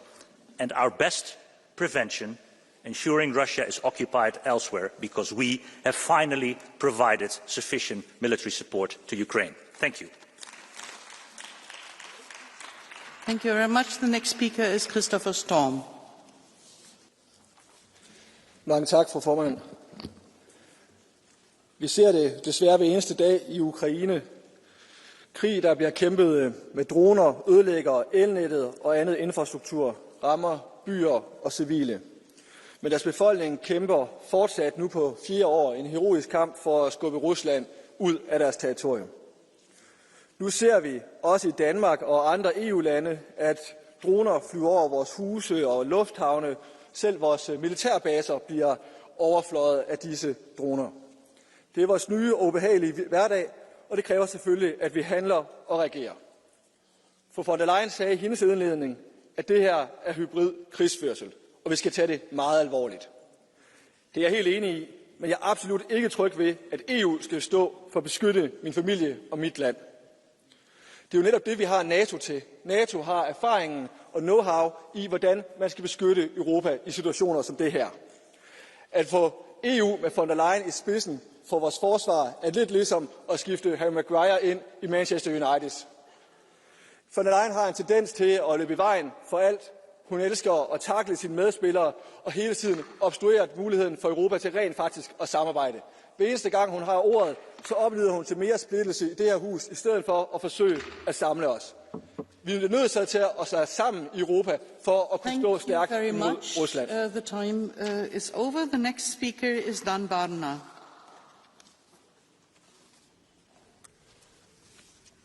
Doamnă președintă, doamnă ministru, vă vorbesc astăzi nu în calitate de europarlamentar, ci în aceea de cetățean român preocupat de viitorul Europei. În ultimele săptămâni, spațiul aerian al țării mele și al statelor de pe flancul estic, practic spațiul Uniunii Europene și al NATO, a fost violat în mod repetat de dronele Federației Ruse. Și trebuie să spunem limpede, acestea nu au fost și nu sunt accidente, sunt acțiuni și provocări deliberate, calculate pentru a ne testa hotărârea și capacitatea de reacție. Dronele nu mai sunt astăzi o fantezie IT, un feature din jocul video Counter-Strike. Sunt foarte reale. Sunt drone care ne încalcă suveranitatea și sunt o amenințare directă la adresa siguranței cetățenilor noștri și un atac la stabilitatea întregii regiuni a Mării Negre. Rusia demonstrează din nou că este o amenințare foarte actuală și foarte concretă la adresa păcii pe continentul nostru. Pasivitatea naiv-optimistă nu mai este o opțiune. Salutăm răspunsul rapid al aliaților noștri prin lansarea misiunii NATO Eastern Sentry. E un semnal clar de unitate și solidaritate, dar noi trebuie să facem mai mult ca Uniune Europeană. Trebuie să accelerăm finanțarea și implementarea unui zid de drone european, folosind programele noastre comune de apărare, pentru a dezvolta tehnologii capabile să neutralizeze această foarte reală amenințare asimetrică. România se află printre țările din prima linie, dar această frontieră este a întregii Europe. Acum este momentul să arătăm că solidaritatea noastră nu este doar declarativă, ci este un scut eficient și impenetrabil. Trebuie să acționăm împreună cu fermitate pentru a ne proteja fiecare centimetru din teritoriul european. Vă mulțumesc. The next speaker is Ioan Rareș-Bogdan. Excelențele voastre, președintele IPP a sintetizat cel mai bine somnul Uniunii Europene. Trebuie să ne testeze Putin ca să reacționăm. Altfel spus, haideți odată.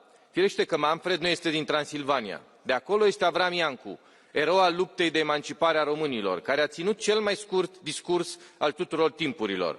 No gata, no hai. În engleză, so done, so come on. Știți care este paradoxul? Deși secolul trecut am învățat cum arată mentalul unui dictator, noi europenii pare că n-am reținut nimic. Ce mai trebuie să facă Putin? Să vină cu tancul în Grand Place sau în Place de la Concorde? Să-și cumpere o gofră sau un croissant? Și noi să-l întrebăm dacă nu vrea și un pahar de șampanie? Dacă bogații pot fugi din calea dronelor la Saint Moritz, Marbella sau Porto Cervo, agricultorii din România, Polonia, Danemarca și țările Baltice n-au cum, nici copiii lor. Le spun ceva și celor care critică investițiile în apărare. Cum ar fi să stai la soare, obosit după o zi la câmp, cu burta plină, ascultând Odă bucuria lui Beethoven și în secunda următoare o rachetă să-ți culeagă tot porumbul? Dar ce zic eu tot porumbul? Tot satul, cu biserică și școală cu tot. Europa trebuie să se trezească și să investească rapid în capacitatea sa de apărare. Europa trebuie să aibă curaj să nu dea speranță autocraților și dictatorilor. Parcă trăim în Europa anilor 1936-38, dar ne lipsește Churchill. Thank you very much. There is a blue card from Mr. Grasulis. Do you accept that, Mr. Bogdan? No. Okay, then we come to the next speaker. That's Lucia Annunziata.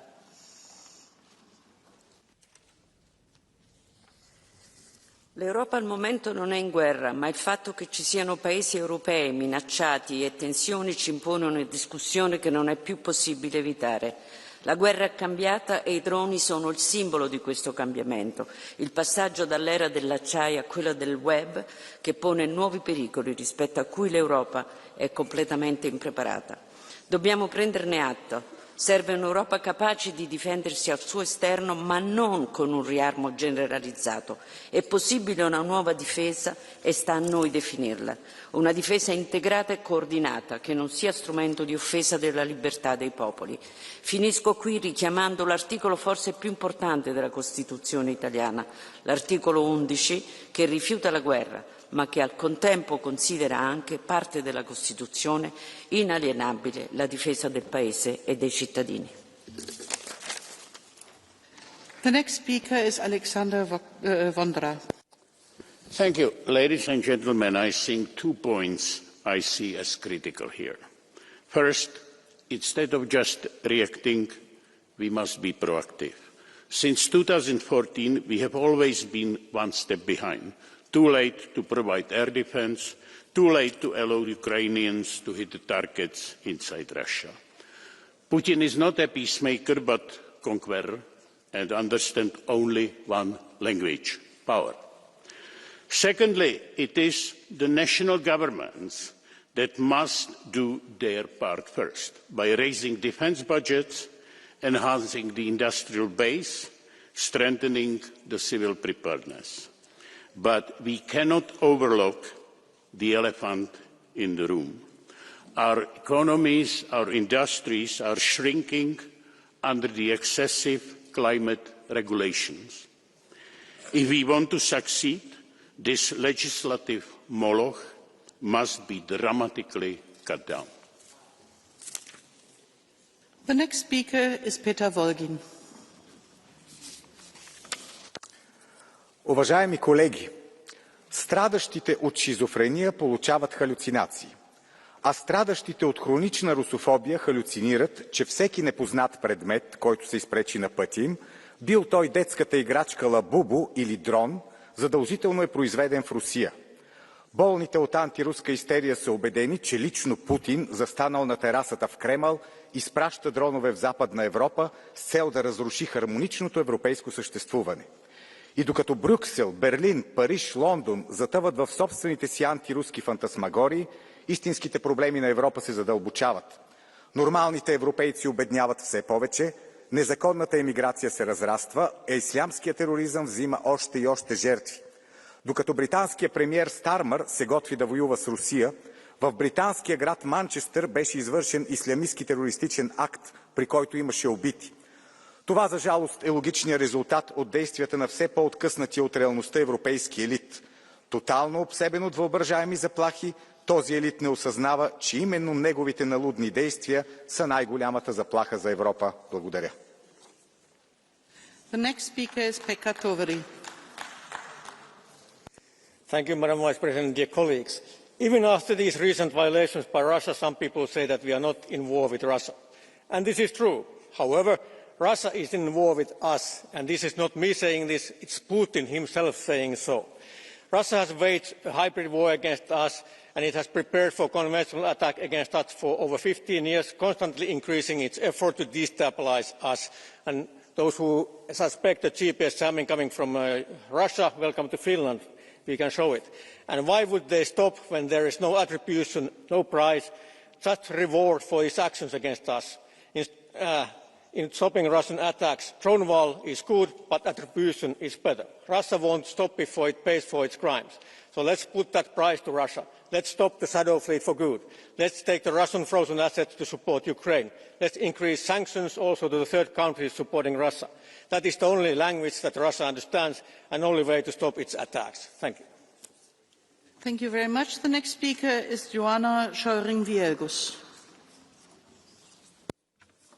Pani Przewodnicząca, Pani Komisarz, zawsze jak rozmawiamy o Rosji, po tej stronie sali, jak grzyby po deszczu, wyrastają agenci Putina. Ja już naprawdę nie wiem, jak prościej można to powiedzieć. Rosja jest agresorem, Putin jest zagrożeniem. Ale nie mówię tylko tutaj o ataku dronów czy samolotów nad przestrzenią powietrzną Europy. Skupmy się również na tym, co się dzieje w przestrzeni internetowej.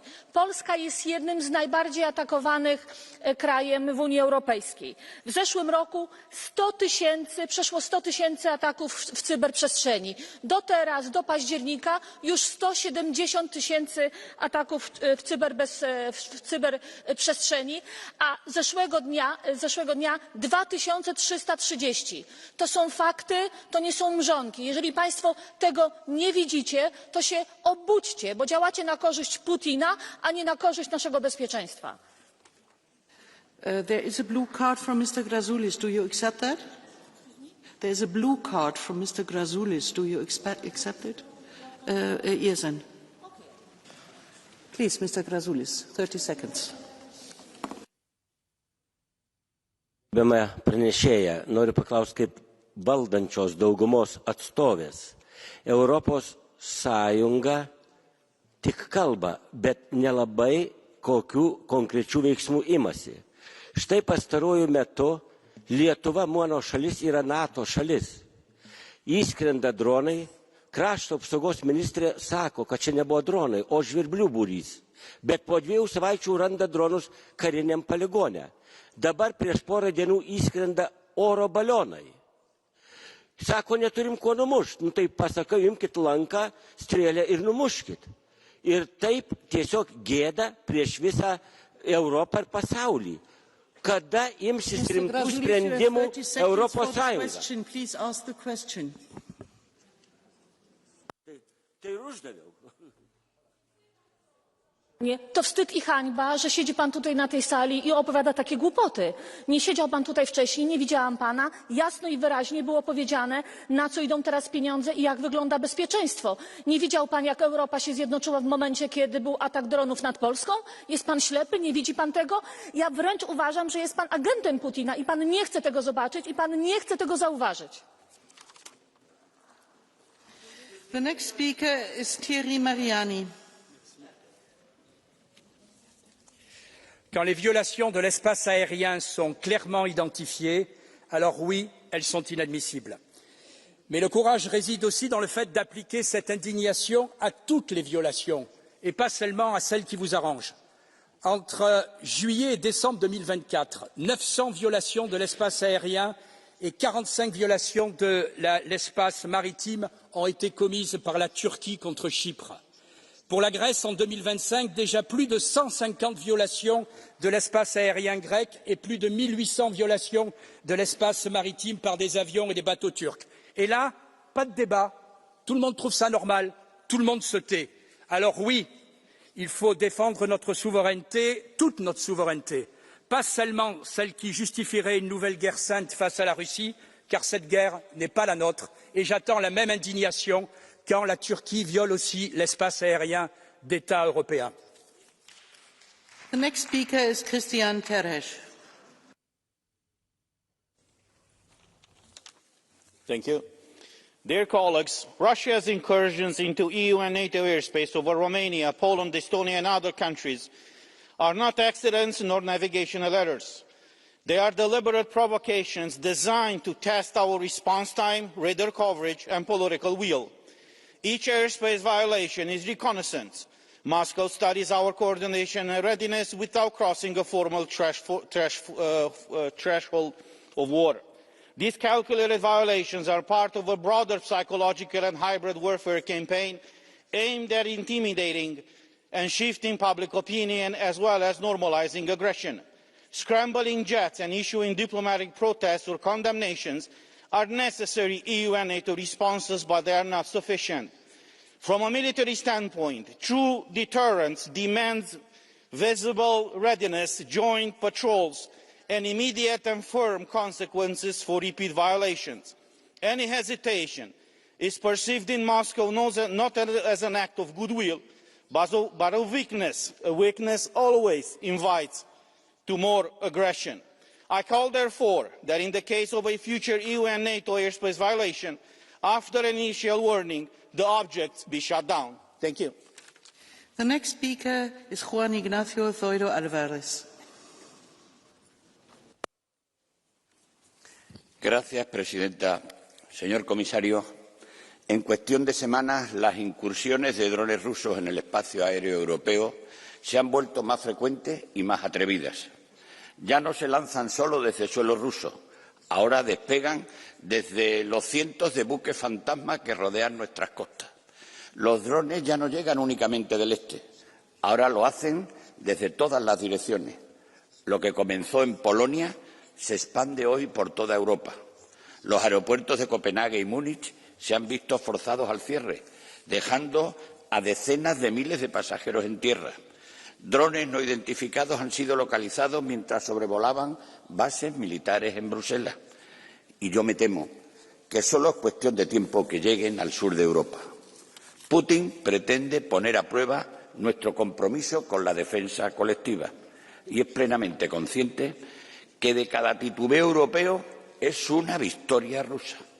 Por eso tenemos la obligación de reaccionar firme, de reaccionar unidos, porque nadie está suficientemente lejos, nadie está suficientemente a salvo. Muchas gracias. The next speaker is Eero Heinäluoma.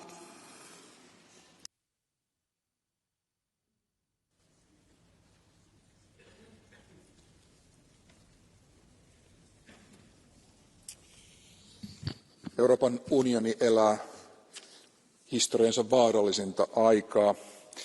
Sota on todellisuutta Euroopassa. Venäjän perusteeton hyökkäys Ukrainassa jatkuu 4. vuotta. Venäjän aggressiiviset toimet ulottuvat yhä enemmän koko Eurooppaan. Ilmatilaamme loukataan toistuvasti. lentoyhteyksiämme häiritään, droonit ovat todellisuutta erityisesti EUn itärajalla. Komissio ja komission puheenjohtaja Ursula von der Leyen ansaitsevat ison tunnustuksen nopeasta reagoinnista drooniuhkan lisääntymiseen. Droonimuuri todellakin tarvitaan ja suurimmat panostukset tulee tehdä siellä, missä riski on suurin, EUn itärajalla.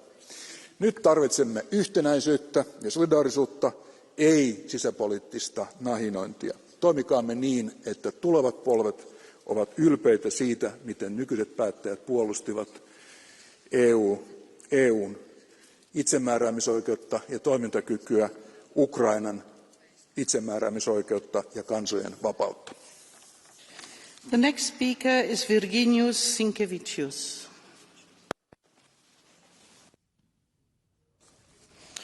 Gerbiamas komisarė, ministrė, gerbiami kolegos.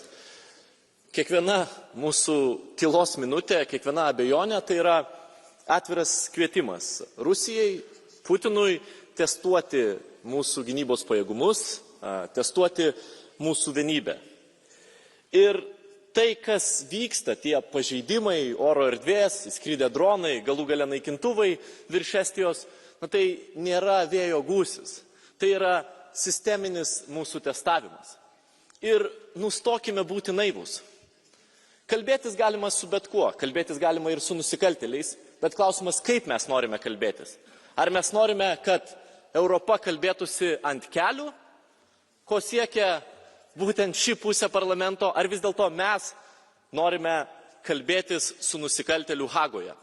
Ir tai yra esminis klausimas. Ir šiandien mes turime veikti.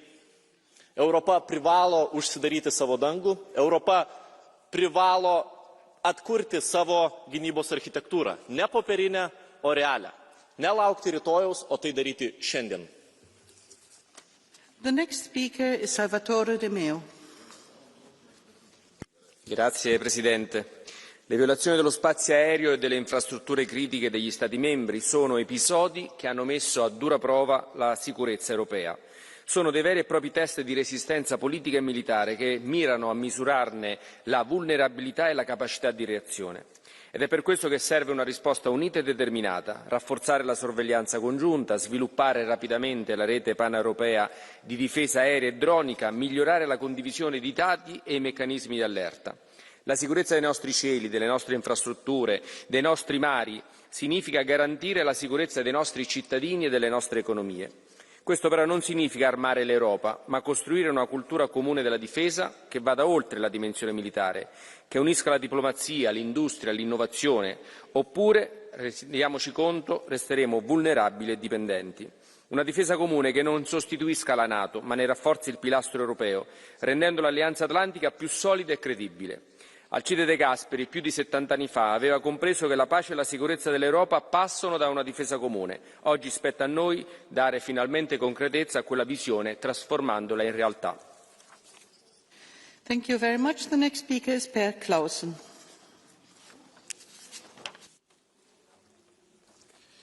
Når luftfart og kritisk infrastruktur i flere EU-lande er blevet forstyrret af uidentificerede droner og cyberangreb, så viser det én ting for mig.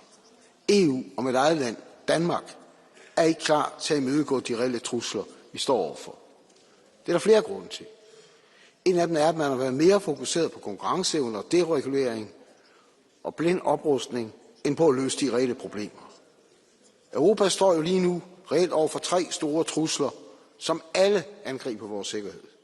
Det er klimakrisen, det er en voksende social ulighed og fattigdom, der underminerer vores sammenhængskraft, og så er det trusler og hybridangreb fra fremmede magter.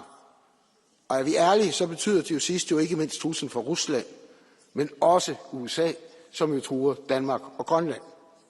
Og her er det vigtigt at være klare. Den såkaldte dronemur lyder måske smart, men det er næppe løsningen. Vi kan jo se, hvordan droner kan komme alle steder fra, og ikke respektere mure eller grænser. Løsningen er heller ikke at købe flere dyre amerikanske jagerfly og missiler. I stedet har vi behov for et styrket civilforsvar, styrket luftforsvar og beskyttelse af vores kritiske infrastruktur. og for en gang for alle at stoppe den skyggeflåde, som med høj sandsynlighed bruges til at lancere en del af de droner, der har skabt os så mange problemer. Tak for ordet. The next speaker is Tom Berendsen. Collega's, Rusland test systematisch de bescherming van onze kritieke infrastructuur. Maar ook van binnenuit is er een bedreiging. Vorige week werd ik gastvrij ontvangen in de havens van Gdynia en van Gdansk in Polen. Beide havens bevinden zich binnen 100 kilometer van de Russische grens met Kaliningrad. Er zijn dagelijks zorgen over GPS-jamming, de Russische schaduwvloot, de veiligheid op de Baltische Zee en onbekende drones. Maar er is meer. Een groot deel van de haven van Gdynia, een haven van cruciaal belang voor de aanvoer van militair materieel richting de oostflank van Europa, is in handen van Hutchinson, een bedrijf onder controle van China. En deze haven staat niet op zichzelf, want de Chinese invloed is groot in tal van belangrijke Europese havens. En daarom, commissaris, is de aangekondigde Europese havenstrategie van groot belang. Die moet ervoor zorgen dat we de sleutels van onze havens, de poorten naar Europa, terugkrijgen en daarmee onze kritieke infrastructuur weer gaan beschermen. Dank u wel. The next speaker is Tonino Pizzula. Thank you, Madam Chair, Mr. Commissioner, Minister, colleagues. I strongly condemn recent Russian provocations that serve only to steer divisions and test our capabilities. I have full understanding for all our member states affected. I also believe that these innovative methods of provocations are a tool used in the same way as disinformation started through social media some 10 years ago. However, these incidents are also a sign of times too, times in which we, as the EU, need to stand together, being aware of our differences, but primarily taking into account many issues and aspects that keep us together. Colleagues, we must not over-engage in these provocation games, but at the same time, we cannot stay idle and let them pull out their stunts. We have a commitment to our citizens to respond firmly and decisively. That's the only way Putin's regime can understand and respect our message. Thank you. The next speaker is Sebastian Tinkinen.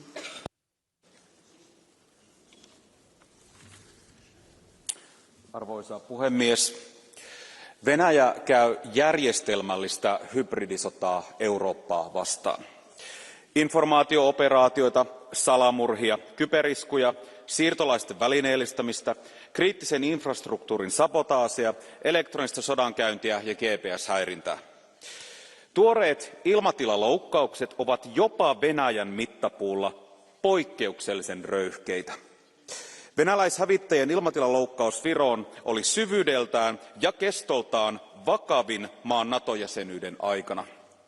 Puolaan kohdistunut droonihyökkäys vaati sotilaallista väliintuloa. Droonihavainnot huolestuttavat myös muissa maissa. Kun Venäjä testaa rajojamme, ei ole varaa epäröintiin. Venäjä on hyökkäyssotaa käyvä terroristivaltio, joka uskoo vain voimaa. Euroopan maiden tulee puolustaa rajojaan päättäväisesti. Vihollisen droonit ja hävittäjät on tarvittaessa ammuttava alas. Emmekä saa unohtaa, paras tae rauhalle Euroopassa on Ukrainan voitto. Kiitos. The next speaker is Petras Austrevicius. Madam Chair, Commissioner, Minister, colleagues. Europe cannot allow itself to become a testing ground for Russian hybrid attacks, drones and provocations that undermine our security and economy and spread fear and terror among our population. We must not surrender our democratic space to those who encroach upon it. We must act decisively and in unity. Let's recognize we are lagging far behind in developing reliable defenses against drones. We must make the most of Ukraine's experience and establish an anti-drone system through joint coordinated action now. We should not concern ourselves with questions about those drones are disrupting European airspace and endangering aviation. If these drones are not ours, we must treat them as hostile and immediately destroy. In order to effectively integrate drones and anti-drone technology into European security and defence, I call on European institutions to establish a regulatory framework that defines safety standards for civil aviation and critical infrastructure in the context of these new technologies. Thank you. The next speaker is Marta Cishwo. Thank you. Pani Przewodnicząca, Panie Komisarzu. Rosyjskie drony naruszają niebo Unii Europejskiej, Polski, także mojej Lubelszczyzny. To nie incydenty, to atak. Testują nasze systemy i jedność, a Europa nie może być celem ćwiczeń Kremla. Musimy działać razem natychmiast. Potrzebujemy europejskiej tarczy antydronowej, magazynów, efektywnej logistyki, inwestycji dual use, wspólnego dowodzenia i realnej obrony obywateli. Artykuł 42 musi wreszcie działać w praktyce, nie tylko na papierze. Zmarnowaliśmy już zbyt wiele czasu. Nie możemy czekać, aż kolejne drony spadną na nasze domy, szkoły czy szpitale. Rosyjski imperializm trzeba zatrzymać tu i teraz, natychmiast, z odwagą. Dlatego należy wykorzystać rosyjskie zamrożone aktywa. Dlatego należy wzmocnić europejski przemysł obronny, także poprzez zniesienie ETS-ów na produkcję stali, chemii przemysłowej w imię bezpieczeństwa 500 milionów obywateli Unii Europejskiej. Dość czekania, trzeba działać. Panie komisarzu, o to proszę. The next speaker is Juan Fernando López Aguilar.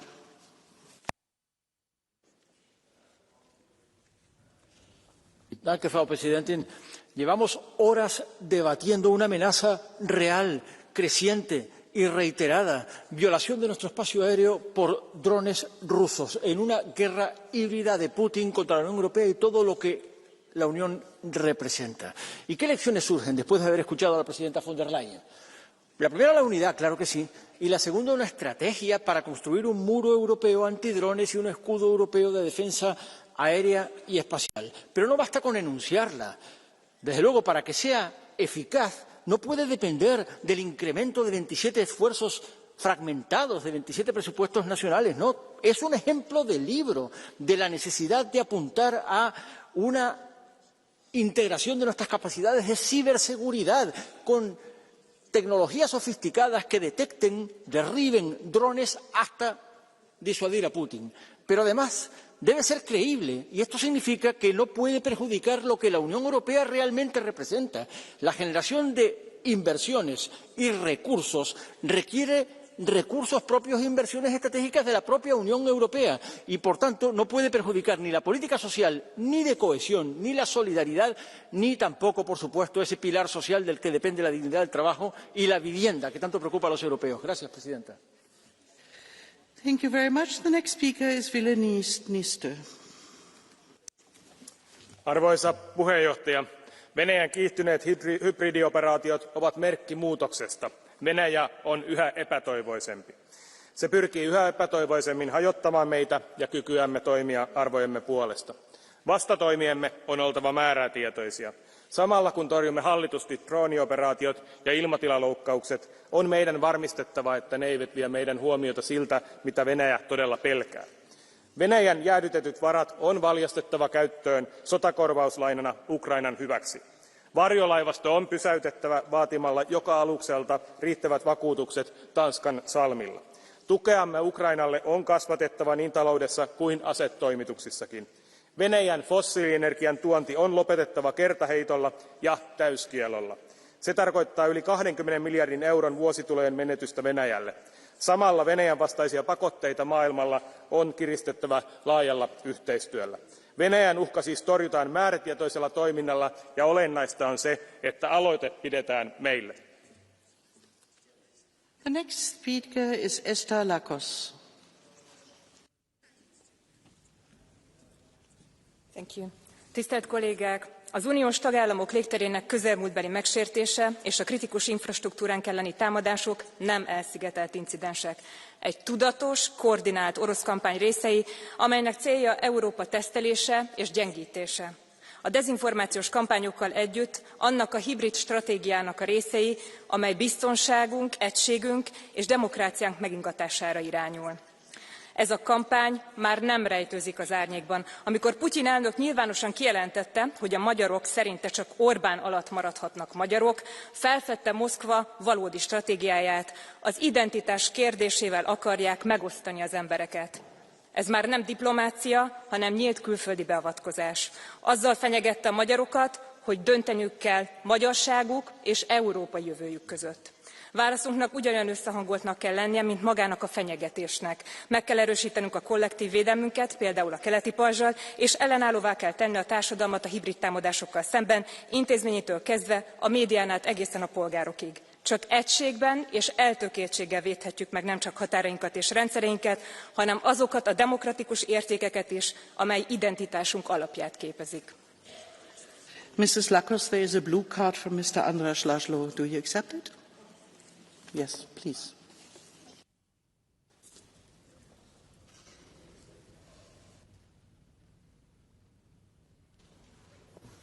Képviselő asszony, a jobboldali és a baloldali sajtó is már megint arról cikkezik, hogy újból kiszivárogtak Tisza támogatók adatai.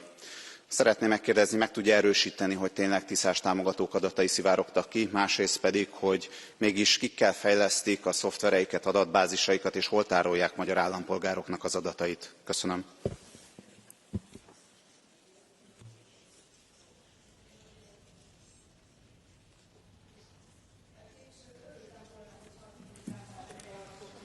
Mikrofon. Képviselő, örültem volna, hogyha a hibrid támadásokról fog kérdezni, és arról, hogy Magyarországon a magyar kormány hogyan lett egyre inkább orosz barát, hogy szolgáltatta ki például az energiainfrastruktúránkat egyre inkább az orosz érdekeknek. Ön volt az, aki nemrég a beszédében megemlítette, hogy az energia ellátás diversifikációjával... Please, Mr. Laszlo, respect. You had your speaking time and she can give her answer. Thank you very much. You had the 30 seconds and now that are the 30 seconds for the colleague. Emlékeztetni szeretném, hogy az önök kormánya, a magyar Orbán kormány volt az, aki 2021-től 24-ig 60%-ról 85%-ra emelte az orosz olajimportot. És hogyha ez az import növekedett, akkor önök miért nem diverzifikáltak? És a másik kérdésem pedig az, hogy ön azt mondta, Mrs. Lakos, also your 30 seconds are gone now, because in the catch the eye you have 30 seconds here and 30 seconds there. And please, Mr. Laszlo, respect the time. Now we come to the catch the eye, and our first speaker is Dariusz Joński. 1 minute. Szanowna Pani Przewodnicząca, Panie Komisarzu, bardzo dziękuję za tę debatę, bo ona jest kluczowa z punktu widzenia bezpieczeństwa całej Europy. Bo Rosja już nie tylko grozi, ale Rosja również atakuje dronami, cyberatakami i prowokacjami na nasze granice. I to nie są jednostkowe przypadki. To takie systemowe testowanie naszej odporności Europy i próba sprawdzenia, czy się cofniemy, czy będziemy razem. Dzisiaj Europa stoi przed wyborem: strach albo siła. My wybieramy siłę, wybieramy jedność i wybieramy obronę, bo jeśli nie obronimy wschodniej granicy, to nie obronimy żadnej. Rosja prowokuje, a Europa musi odpowiedzieć twardo, razem i skutecznie. I dlatego też jako delegacja EPP proponujemy konkretne rozwiązania, a nie deklaracje. Realny wspólny system obrony przed dronami, ochronę portów, lotnisk, infrastruktury energetycznej, ale również tarcza wschód, która jest prawdziwa linia obrony Unii Europejskiej. Bardzo dziękuję. The next speaker under Catch the Eye is Vytenis Povilas Andriukaitis. Thank you so much. Dear Commissioner, we condemned in the strongest terms Putin's aggressions against Ukraine and military and hybrid provocations against the EU and its member states.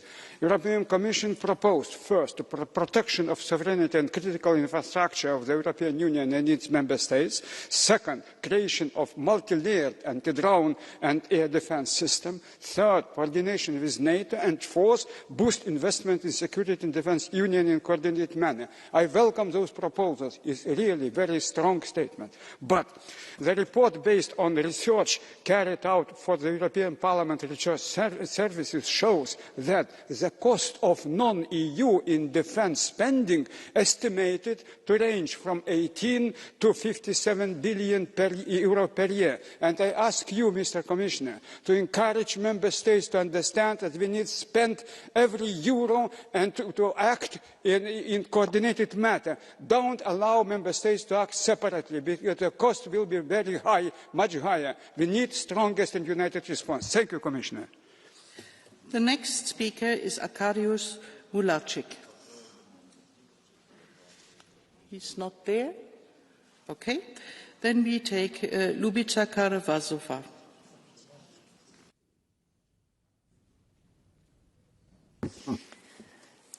In Slovak, thank you. Je evidentné, že Rusko chce narušiť bezpečnú leteckú dopravu v Európe, ale nielen to, chce narušiť aj životy miliónov Európanov. Podľa Medvedeva krátkozrakí Európania pocítili dopady vojny na vlastnej koži. Čo si to dovoľuje voči našim občanom? To vám nevadí, extrémisti, populisti? Bojíte sa Putina? Toto všetko sa navyše deje v čase, kedy sa ideme odstrihnúť ako Európska únia od ruského plynu a dodávok. Pretože Rusko nie je spoľahlivý partner. Nie je ani spoľahlivý dodávateľ. Naopak, je to agresor. Tak aký ďalší dôkaz potrebujeme? Je nepochopiteľné, že niektorí lídri, ale aj niektorí poslanci tohto parlamentu to stále nevidia a odmietajú pochopiť. Naša bezpečnosť a energetická bezpečnosť idú ruka v ruke. To je ako keby vám sused pošliapaval kvety v záhrade, ale vy od neho budete naďalej kupovať to drevo na kúrenie.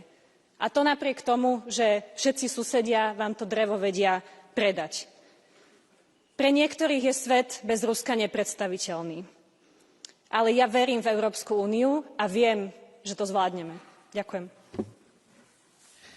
The next speaker is Jaume Asensio Bra. Presidenta, llevamos 4 horas hablando de cómo proteger el territorio europeo sobre las posibles amenazas de Rusia, pero ni un solo minuto sobre los ataques reales que se están produciendo sobre el territorio europeo contra ciudadanos europeos. Esta misma madrugada, un barco europeo de la flotilla de la Libertad que llevaba ayuda humanitaria ha sido atacada. Y eso, en derecho internacional, es territorio europeo. Con Rusia, los cielos blindados. Con Israel, cerramos los ojos y seguimos mandando armas que utilizan contra nuestros ciudadanos. Esto es un doble rasero. Y aquí ni una palabra de condena, ni tan siquiera se puede debatir sobre ello. Si hablamos de las amenazas que sufren los ciudadanos europeos en territorio europeo, hablemos de todas las amenazas, porque esta amenaza es real. Ha sucedido esta madrugada y los tripulantes han sido secuestrados y seguramente serán torturados como pasó la semana pasada. Por favor, hablemos también de eso. The next speaker is Liudas Masilis.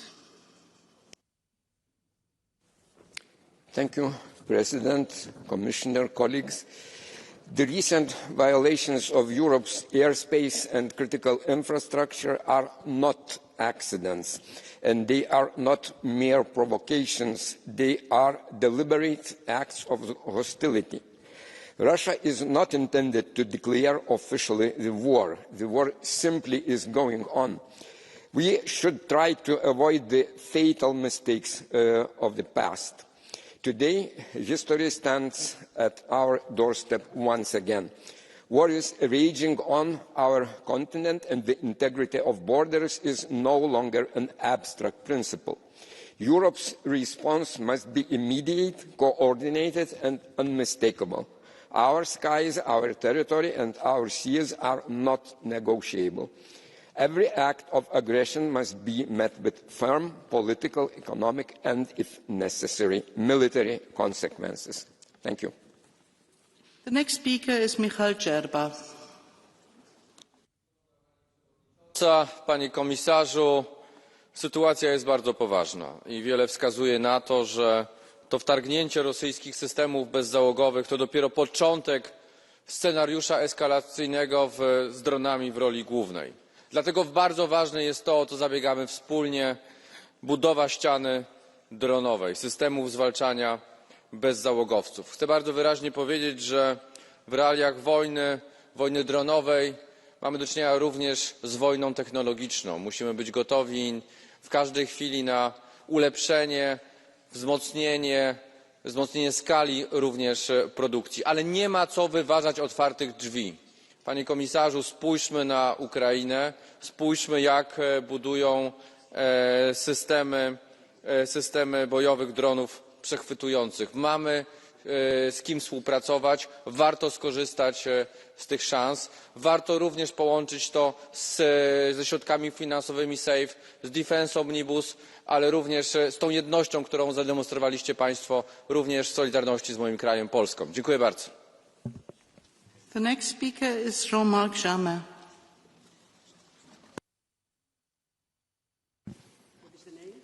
Madame la ministre, monsieur le commissaire, Belgique, Pologne, Danemark, Roumanie, les incursions de drones dans l'espace aérien de l'Union européenne se multiplient. Ils montrent à ceux qui en doutaient que la menace russe ne s'arrête pas à l'Ukraine. L'Europe, toute l'Europe est menacée. L'Europe doit répondre. Et je dois dire, monsieur le commissaire, madame la ministre, que l'échec hier du troisième trilogue sur le programme des industries de défense européenne est pathétique. La vérité me doit dire que la responsabilité ne vient pas à la Commission. Les responsables, madame la ministre, ce sont les États membres qui refusent de mettre les moyens financiers sur la table. Nous sommes attaqués et quelle est la réponse proposée? 1,5 milliard d'euros. Autant dire rien, ou presque rien. Les ennemis, nos ennemis, se frotteront les mains si l'Europe de la défense n'est qu'un tigre de papier. Alors il est grand temps de changer de braquet. Avec mes collègues rapporteurs, nous avons ouvert toutes les pistes, comme puiser dans les 150 milliards de SAFE ou des moyens de la facilité pour la reprise post-Covid. Saisissez-les, Madame la Ministre, organisez sans délai un tour de table financier et revenez devant nous avec une ambition collective digne de ce nom. Je vous remercie. The next speaker is Elżbieta Katarzyna Lukasz-Jewska.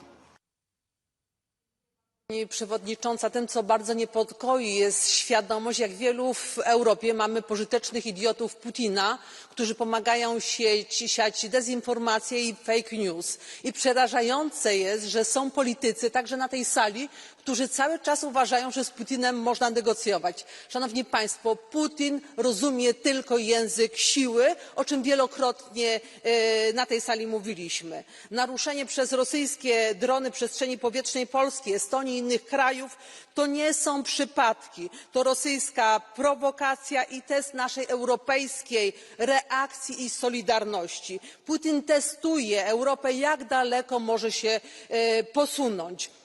Dlatego nasza reakcja musi być zdecydowana. Potrzebujemy działań, a nie oświadczeń. Potrzebujemy inwestycji w tarcze obronne, systemy antyradarowe, a przede wszystkim wzmacniania europejskiego przemysłu obronnego, zdjęcia z niego kajdanów, ograniczeń i przepisów, które niestety nie przystoją do dzisiejszych wyzwań, zagrożeń i oczekiwań. Dziękuję bardzo.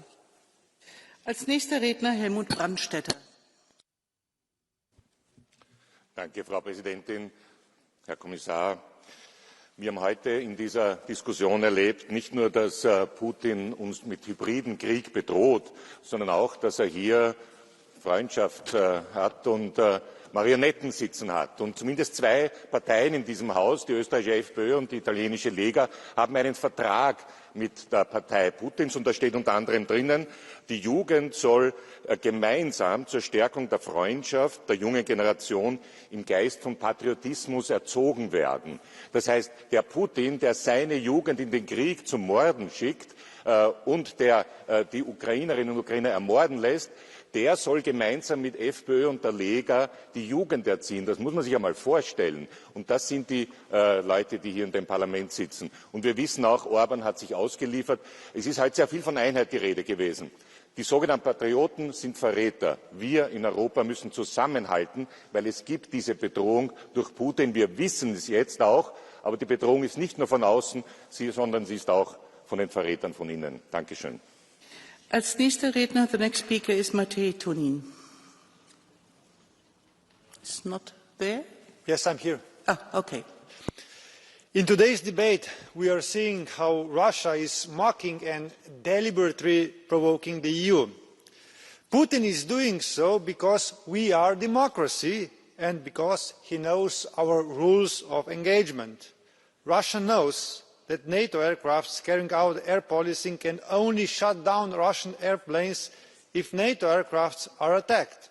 So, the Russians are exploiting our rules of engagement so that they can use their propaganda machine to portray Europe as ineffective and slow. If they want to attack the EU, then they have made a strategic mistake. They have wasted the element of surprise. When the moment of truth comes, Europe will be better prepared for the Russian threats. The next speaker is Kostas Mavridis. Thank you, President. Here is a sample of wording from Madame von der Leyen's initial statement regarding the recent Russian drone incursion against our eastern borders. Quote, hybrid warfare, deliberate campaign against Europe. We want to respond with unity, with drone war and other actions. Unquote. We fully agree, united with actions to defend EU. However, hundreds and hundreds of air, naval and terrain violations are happening by Turkey against our borders in the eastern Mediterranean.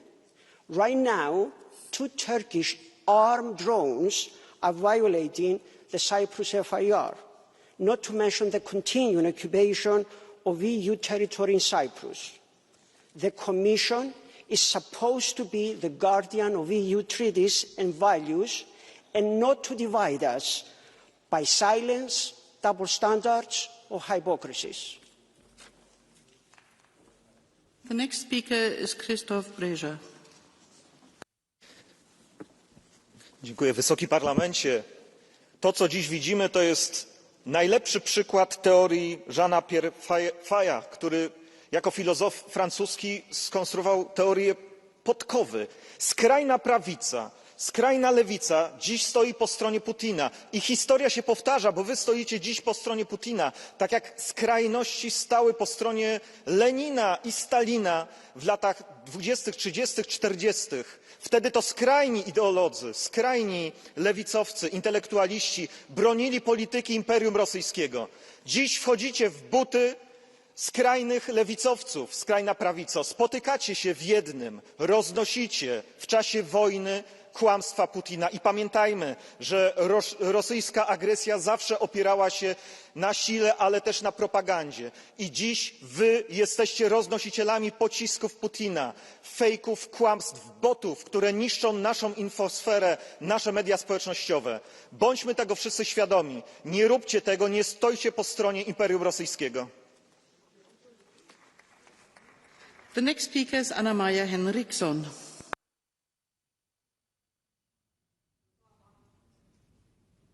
Fru talman!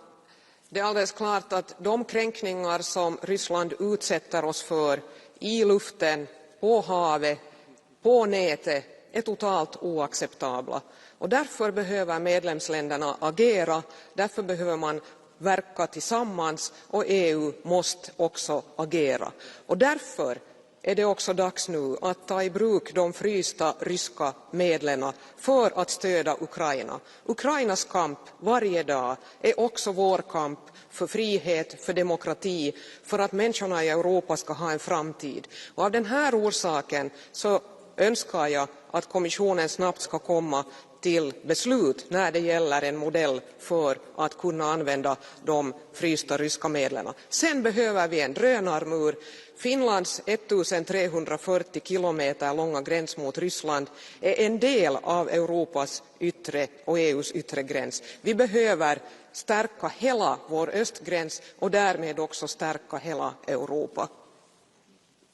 The last speaker under Catch the Eye is Sean Kelly. How the narrative changes.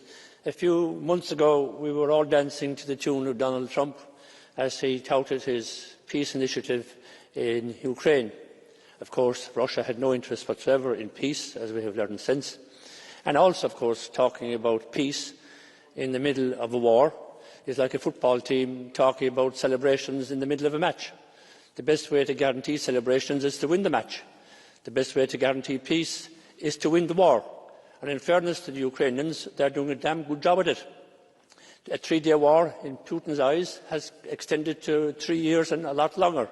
He's lost 1,111,000 troops and is not making great progress, a kilometre here or a kilometre there. As regards the violations of our airspace, I have one observation. What would happen if we violated Russian or Belarusian airspace? There's our answer. You meet fire with fire. We've got to develop the firepower to so do.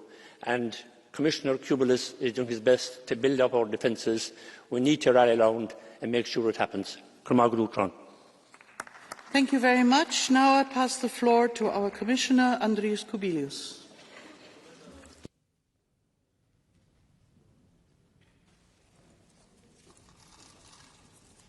Madam Chair, Minister, dear colleagues, really it was a great debate, great important debate, because issues which we are discussing are really very crucial. Quite many of speakers were repeating very well-known truths. We are not at war, but not at peace either. What we need to recognise is that perhaps it will continue for years to come, with provocations, disruptions, and sabotage acts. So we are really under attack, and we need to be ready for that, to defend and to deter in a united response, as this discussion is called. What we need to do is clear. Let's remember ancient Roman saying, if you want peace, prepare for the war. Another way, prepare for surrender. And if you want to have Putin-style peace. I would like to remind ourselves, it's Russia waged the war against Ukraine, not Ukraine attacked Russia. It's Russia started provocations against Poland, Baltic states, Copenhagen and other countries in Europe, not EU provokes Russia. In order to protect peace, we need to ramp up our material defence readiness, first of all, what we are doing, but also our institutional defence readiness and our political defence readiness. Either we are politically and practically preparing to deter Putin, or we are fighting each other. It's a choice for each of us. Russia's provocations are reckless, irresponsible and dangerous, a threat to the people and peace of Europe. They must serve as a wake-up call. We need to act very practically and effectively. Drones are the future of war and the future of provocations. It's pity that here was a need of recent provocations for us to wake up. And it appears that we are badly prepared for this future. At the moment, our defences are really not ready to detect drones and to see and to track them when they are crossing our borders. In addition, shooting down a €10,000 drone with a €1 million missile is really not sustainable. And what we need to understand is that all of Europe is under threat. And I mean all of Europe. A Russian Geran 2 drone has a 2,500-kilometer range. And from Kaliningrad to Belarus, it can hit targets in Denmark, Sweden, Belgium, Netherlands, Germany, northern France, and Hungary. And it can reach even Brussels and Strasbourg. From container ships, drones can destroy targets all along the coast of Europe. The question is what needs to be done. There are a lot of things which we are doing and a lot of things which we need to do even more. But let me concentrate this time on drones and anti-drone capabilities. There is quite a broad agreement on what we need to do. In the short run, we need to develop capabilities to better detect, track and identify drones with acoustic sensors, radars, satellites.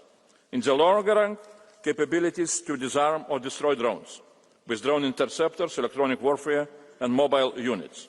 For the eastern flank countries, also there is a need of capabilities to use the drones to hit the targets on the ground if an enemy will try to invade the country. A tailored approach, but that is what is needed. Frontline states have different needs compared to other countries, including countries in the Mediterranean, but all need capabilities to detect and to destroy drones. And above all, what we need is cooperation, of course. Exchange data to track incursions across national borders.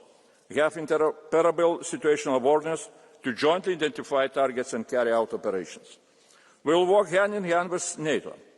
We cannot do this without Ukraine.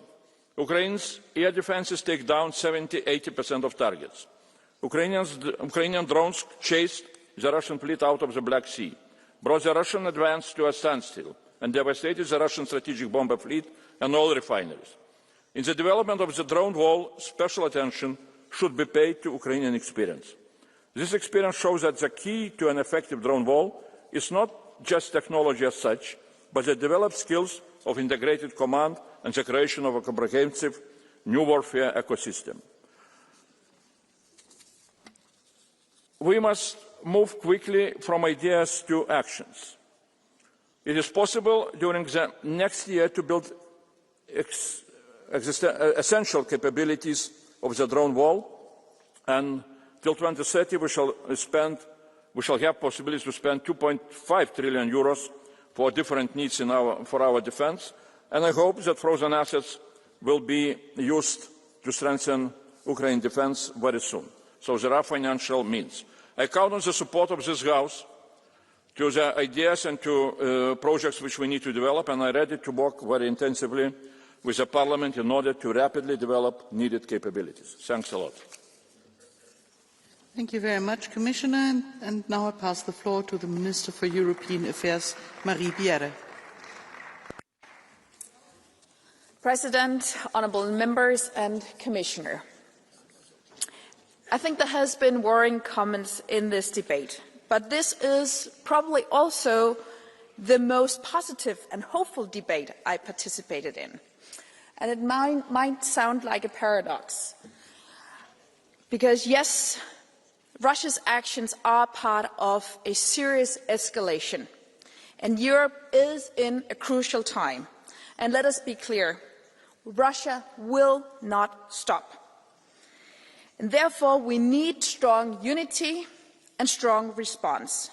And that is exactly why I get hopeful when listening to this debate today. It illustrates what is happening. Europe stands more together. When Danish citizens from the Patriots criticized Denmark from receiving assistance last week during our informal European Council meeting in Copenhagen, it is not a sign of weakness. Denmark received police assistance from Sweden and Norway and military assistance from Germany and France. It is a display of unity. And what is about to happen? Europe stands more together. We need to show solidarity and action, as several of you said. That is what we do. And I agree with the comments from several of you, not all. But the debate shows broad political support for a stronger Europe and a stronger response. Mr. Halicki from EPP was advocating for a stronger defence industry in Europe. Madame Garcia Perez from S&D said that Ukraine needs to win.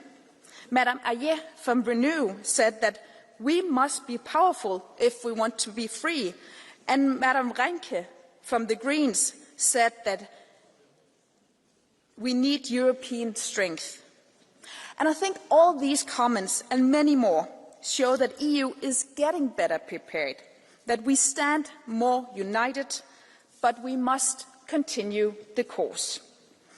We need to enhance our support for Ukraine to defend itself against Russia's war of aggression. And this requires state-of-the-art technology. And Ukraine is a key partner in this regard. We need to learn from their battlefield experience and foster close collaboration on defence industry with Ukraine, including on EU soil. At the same time, we must continue to maximize pressure on Russia. This requires urgently strengthening the restrictive measures against Russia and stepping up our outreach efforts to other countries. And last but not least, we need to ensure accountability for Russia's continued war of aggression in Ukraine. Russia's war crimes cannot be left unpunished. Thank you. Vielen Dank, Frau Ministerin. Vielen Dank auch allen Kollegen, die an dieser sehr wichtigen Debatte teilgenommen haben. Es waren sehr viele in der heutigen Debatte. Vielen Dank dafür. Zum Abschluss der Aussprache wurden 6 Entschließungsanträge eingereicht. Die Aussprache ist hiermit geschlossen und die Abstimmung findet morgen statt. Die Sitzung ist nun kurz unterbrochen. Sie wird in wenigen Minuten mit der Ansprache von Jens Frederik Nielsen, dem Premierminister Grönlands, wieder aufgenommen. Vielen Dank.